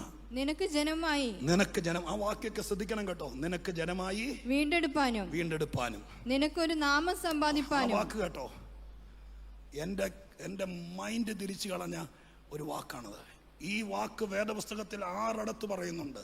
എന്താ പറയുന്നേ? നിനക്കൊരു പേര് സമ്പാദിക്കാൻ. അതൊക്കെ ചങ്കിനകത്ത് കേറിയാണ്ടല്ലോ നമ്മളങ്ങ് കൊച്ചാവും. യേശു എന്നെ വിളിച്ചത് എനിക്കൊരു പേരുണ്ടാക്കാനല്ല, അവനൊരു പേരുണ്ടാക്കാനാണ്. അത് തന്നെ ഒരു ഞായറാഴ്ചത്തെ പ്രസംഗം. സ്തോത്രം. മനസ്സിലായോ? ആ വാക്ക് മനസ്സിലായെന്നറിയാം. മണ്ടം കളിക്കുകയായിരിക്കും, എന്തെങ്കിലും അയക്കൂ. പക്ഷെ വാക്ക് കണ്ടോ? എന്നെ വീണ്ടെടുത്തത് എനിക്ക് വേണ്ടി ചോര കൊടുത്തവൻ ഒരു പേരുണ്ടാക്കാനാ. ഇന്നിവിടെ ഇരിക്കുമ്പോൾ വിശ്വാസത്തോടെ എൻ്റെ പ്രസംഗത്തിന്റെ ടോൺ മാറിയതൊക്കെ ഞാൻ മനസ്സിലാക്കുന്നു. ഹല്ലേലൂയ. ഇന്ന് രാത്രി ഞാൻ പറയാ, എൻ്റെ കർത്താവ് എന്നെ വീണ്ടെടുത്തത് 40 കൊല്ലങ്ങൾക്ക് മുമ്പ് എന്നെ വീണ്ടെടുത്തത് എനിക്കും പിള്ളേർക്കും ഒരു പേരുണ്ടാകാനല്ല. അതുണ്ടാകട്ടെ, ഉണ്ടാകാതിരിക്കട്ടെ. പക്ഷെ എൻ്റെ കണ്ണ് തുറക്കുന്നു. എന്താ കാര്യം? എൻ്റെ ദൈവം എന്നെ വീണ്ടെടുത്തത് ഞാൻ നിമിത്തം അങ്ങേക്കൊരു പേരുണ്ടാകണം. 6 പറഞ്ഞിട്ടുണ്ട്. ആ വാക്യം തപ്പിയെടുത്തു. 6 വ്യത്യസ്ത സ്ഥലങ്ങളിലാണ് നിനക്കൊരു പേരുണ്ടാക്കാൻ. നമ്മളെ വീണ്ടെടുത്തും ത്യാഗം സഹിച്ചതുകൊണ്ട് ദൈവം ആഗ്രഹിക്കുന്നുണ്ട്. ഞാൻ കാരണം, ഷാജി എമ്പോൾ എന്ന് പറയുന്ന ഈ കൊച്ചു മനുഷ്യൻ കാരണം എൻ്റെ ദൈവത്തിനൊരു പേരുണ്ടാവണം. ആ കാഴ്ചപ്പാടൊക്കെ അകത്ത് കയറിയാൽ നമ്മൾ പിന്നെ വേറെ അതിനു വേണ്ടി വിശുദ്ധിക്കൊന്നും ക്ലാസ് എടുക്കേണ്ട വരികയല്ല. ഇത് അകത്ത് കയറാത്തോടത്തോളം കാര്യം എന്തൊക്കെ പറഞ്ഞാലും ഏക്കത്തുമില്ല. എൻ്റെ ദൈവത്തിനൊരു പേരുണ്ടാകണം. തീർക്കാൻ പോവാ. വായിച്ച ആ വാക്യം വായിച്ചു തീർക്കാം. എന്താ എഴുതിയിരിക്കുന്നേ? പേരുണ്ടാകേണ്ടതിന് ഒരു നാമം സമ്പാദിക്കാൻ നീ ചെന്നിരിക്കുന്ന നിന്റെ ജനമായ ഇസ്രായേലിന് തുല്യമായി ഭൂമിയിൽ ഏതൊരു ജാതിയുള്ളൂ. അടുത്ത വാക്ക്, ദൈവമേ നീ മിസ്രയീമിൽ നിന്ന് ജാതികളുടെയും അവരുടെ ദേവന്മാരുടെയും കൈവശത്ത് നിന്ന് നിനക്കായി വീണ്ടെടുത്തിരിക്കുന്ന അവിടെ 1 2 3 ഇട്ട് പറഞ്ഞോളണം. എവിടെ നിന്നൊക്കെയാ വീണ്ടെടുത്തേ? ജാതികൾ. അവിടെ മുതൽ വായിച്ച ജാതികളുടെ നിന്റെ ജനമായ ഇസ്രായേലിന് തുല്യമായി ഭൂമിയിൽ. എവിടെ മുതല? നീ 1 മിസ്രയീമിൽ നിന്ന്, 2 ജാതികളുടെയും അവരുടെ ദേവന്മാരുടെയും കൈവശത്ത് നിന്ന്. അപ്പൊ കേട്ടോളണം. യോഗത്തിന് വന്ന് പുറകിലിരുന്ന് സ്തോത്രം പറഞ്ഞ് സ്തോത്ര കാഴ്ച ഇട്ടിട്ട് പോയാൽ ഈ വാക്യം ഫലിക്കുകയല്ല. വീണ്ടെടുക്കപ്പെട്ടോ എന്ന് പരിശോധിക്കണം. വീണ്ടെടുപ്പ് ലഭിച്ചിട്ടുണ്ടെങ്കിൽ നിങ്ങൾ തലയെടുപ്പോടെ നട്ടല്ലോടെ നിന്ന് പറയണം, ഞങ്ങളായിരുന്ന നാട്ടിലെ സകല ദുർദൈവങ്ങളുടെ കയ്യിൽ നിന്നും ഞങ്ങളുടെ കർത്താവ് ഞങ്ങളെ വീണ്ടെടുത്തു. ഇനി ആ പഴയകാല ദേവന്മാർക്ക്, ആ പഴയകാല കുലദൈവങ്ങൾക്ക് എന്നിലോ എന്റെ പിള്ളേരിലോ യാതൊരു അവകാശവുമില്ല. കാരണം അവന്മാരുടെ കയ്യിൽ നിന്നാണ് ഞങ്ങളെ വീണ്ടെടുത്തത്. ഹല്ലേലൂയ. മനസ്സിലായോ? വീണ്ടെടുപ്പ് എവിടെ നിന്നൊക്കെയാണെന്ന് 1 2 3 4 എന്ന് പറഞ്ഞാൽ തീരെയല്ല. അത്രയ്ക്ക് ഘനഗാംഭീര്യമുള്ള വിഷയമാണ് വീണ്ടെടുപ്പ്. ഞാനിവിടെ നിർത്തുകയാണ്. എന്നെ കേൾക്കുന്ന പ്രിയപ്പെട്ടവരെ, ഞാൻ അവസാനിപ്പിക്കുമ്പോൾ ഇങ്ങനെ പറഞ്ഞ് അവസാനിപ്പിക്കാം. സ്തോത്രം. ഹല്ലേലൂയ. സ്തോത്രം. 12 ഗോത്രങ്ങൾ ആരാധിക്കുന്ന എന്നവിടെ പറയാൻ കാരണം മനസ്സിലായോ? വില കൊടുത്തു വാങ്ങിയവർ ആരാധിക്കുന്ന ഒരു ദൈവമുണ്ട്. പെറ്റുപെരുകി പരമ്പരാഗതമായി വന്നവരല്ലവർ. പിന്നെയോ സ്തോത്രം, ഇത് 3ാം തലമുറയോ 4ാം തലമുറയോ എത്ര ആയിക്കോട്ടെ, പക്ഷെ അവന് വീണ്ടെടുപ്പ് ലഭിച്ചിരിക്കണം. അവൻ ദൈവത്തെ അറിഞ്ഞിരിക്കണം. അവർ ആരാധിക്കുന്ന ദൈവം, ആ ദൈവത്തെ ഞാൻ ഇങ്ങനെ കൺകൂടി ചെയ്യാം. ആ ദൈവത്തെ ആരാധിക്കുമ്പോൾ നിനക്ക് ചിലത് എത്തിപ്പിടിക്കാൻ പറ്റും. കയ്യും കെട്ടിയിരുന്നാൽ ഒന്നും കിട്ടിയല്ല. ഈ മാർഗത്തിന്റെ പ്രത്യേകത, കണ്ണും മിഴിച്ചിരുന്നാൽ കിട്ടിയല്ല, വന്നെവിടെയെങ്കിലും കുത്തിയിരുന്നാൽ കിട്ടിയല്ല, ആരെങ്കിലും പറയുന്നത് കേട്ടാൽ ഒക്കെയല്ല. പണ്ടത്തെ പോലെ ഇങ്ങോട്ട് പോരുന്നവന്റെ കയ്യിൽ 50 രൂപയും ഒരു പ്രാർത്ഥനാ കുറിപ്പും കൊടുത്തയച്ചാൽ പറയത്തക്കതൊന്നും കിട്ടിയല്ല. തിരിച്ചു ഞാൻ പറയാം, യോഗം നടക്കുമ്പോൾ, ആരാധന നടക്കുമ്പോൾ അതിന് നടുവിൽ കയറിയിരുന്ന് ആത്മാവിൽ ആരാധിച്ച് എത്തിപ്പിടിക്കാമെങ്കിൽ 2024 വരെ നിന്നെ വിട്ടു മാറി നിന്ന്, നീ കയ്യെത്തി ചെല്ലുമ്പോൾ നിന്നെ വിട്ടു മാറി നിന്ന് നിന്റെ വാഗ്ദത്തങ്ങൾ, നിന്റെ അവകാശങ്ങൾ സഭയോട് ദൈവം പറഞ്ഞിരുന്നത്, കുടുംബങ്ങളോട് പറഞ്ഞിരുന്നത്, ദൈവദാസന്മാരോട് പറഞ്ഞിരുന്നത് എത്തിപ്പിടിക്കുന്ന ദിവസങ്ങൾ വന്നു കഴിഞ്ഞു. കരങ്ങൾ അടിച്ചു ദൈവത്തിന് സ്തോത്രം ചെയ്യ്. ആത്മാവിൽ പറ, ഇന്ന് യോഗത്തിന് വരാത്ത നിന്റെ വീട്ടിലെ പ്രിയപ്പെട്ടവരോട് പറ, ഞാൻ ഇന്നൊരു ദൂത് കേട്ടിട്ടാ വന്ന. എന്റെ പേരൊന്നും പറയണ്ട, ഞാനൊരു ദൂത് കേട്ടിട്ടാ വന്നത്. പ്രതീക്ഷയ്ക്ക് വകയുണ്ട്, പ്രതീക്ഷയ്ക്ക് വകയുണ്ട്. എന്താ പ്രതീക്ഷയുടെ വക? എന്റെ ദൈവം എന്നോട് പറഞ്ഞു എനിക്ക് എത്തിപ്പിടിക്കാൻ ചിലതുണ്ടെന്ന്. ഞാൻ വിചാരിച്ച എന്റെ വഴിയെല്ലാം അടഞ്ഞു, ഇത്രേ ഉള്ളെന്ന്. എന്റെ ശുശ്രൂഷകന്മാരെ, സഹപ്രവർത്തകരെ, സഹവിശ്വാസികളെ, വീണ്ടെടുക്കപ്പെട്ടവരെ, യേശുവിനെ സ്നേഹിക്കുന്നവരെ, കരമടിച്ച് അന്യഭാഷ പറയുമ്പോൾ ഞാൻ ഇങ്ങനെ പറയാം, ഈ പ്രാർത്ഥനയുടെ ബാക്കി 7 ദിവസം ചിലത് എത്തിപ്പിടിക്കണം. പ്രസംഗിക്കാൻ വരുന്നവർ പ്രസംഗിക്കാൻ വരും, പാട്ടുകാര് പാട്ടുപാടും. ഇതിനിടയിൽ ഒരു ലാഗടിച്ചിരുന്നിട്ട് പോകരുത്. എത്തിപ്പിടിക്കണം, എത്തിപ്പിടിക്കണം, എത്തിപ്പിടിക്കണം. ചേർന്ന് കണ്ണുകൾ അടച്ച് അന്യഭാഷ പറഞ്ഞ് ആത്മനിറവോടെ സ്വോത്രം ചെയ്ത് ആരാധിച്ചേ, ആരാധിച്ചേ, അന്യഭാഷ പറഞ്ഞ് ആരാധിച്ചേ. നാളെ മുതൽ കുടുംബമായി വരണം. പാസ്റ്റർ അനുവദിക്കുമെങ്കിൽ കുടുംബമായിട്ടിരിക്കണം പുറകിൽ എവിടെയെങ്കിലും. എന്നിട്ട് ഒരുമിച്ച് പറയണം, നമുക്ക് ചിലത് എത്തിപ്പിടിക്കാനുണ്ട്. ഇനി ഉഴപ്പിക്കളയാൻ നേരമില്ല. നമ്മുടെ സമയമാണിത്, നമ്മുടെ സമയമാണിത്. ആരാധിച്ച് സ്വോത്രം ചെയ്ത് കൃപയേറ്റെടുക്ക.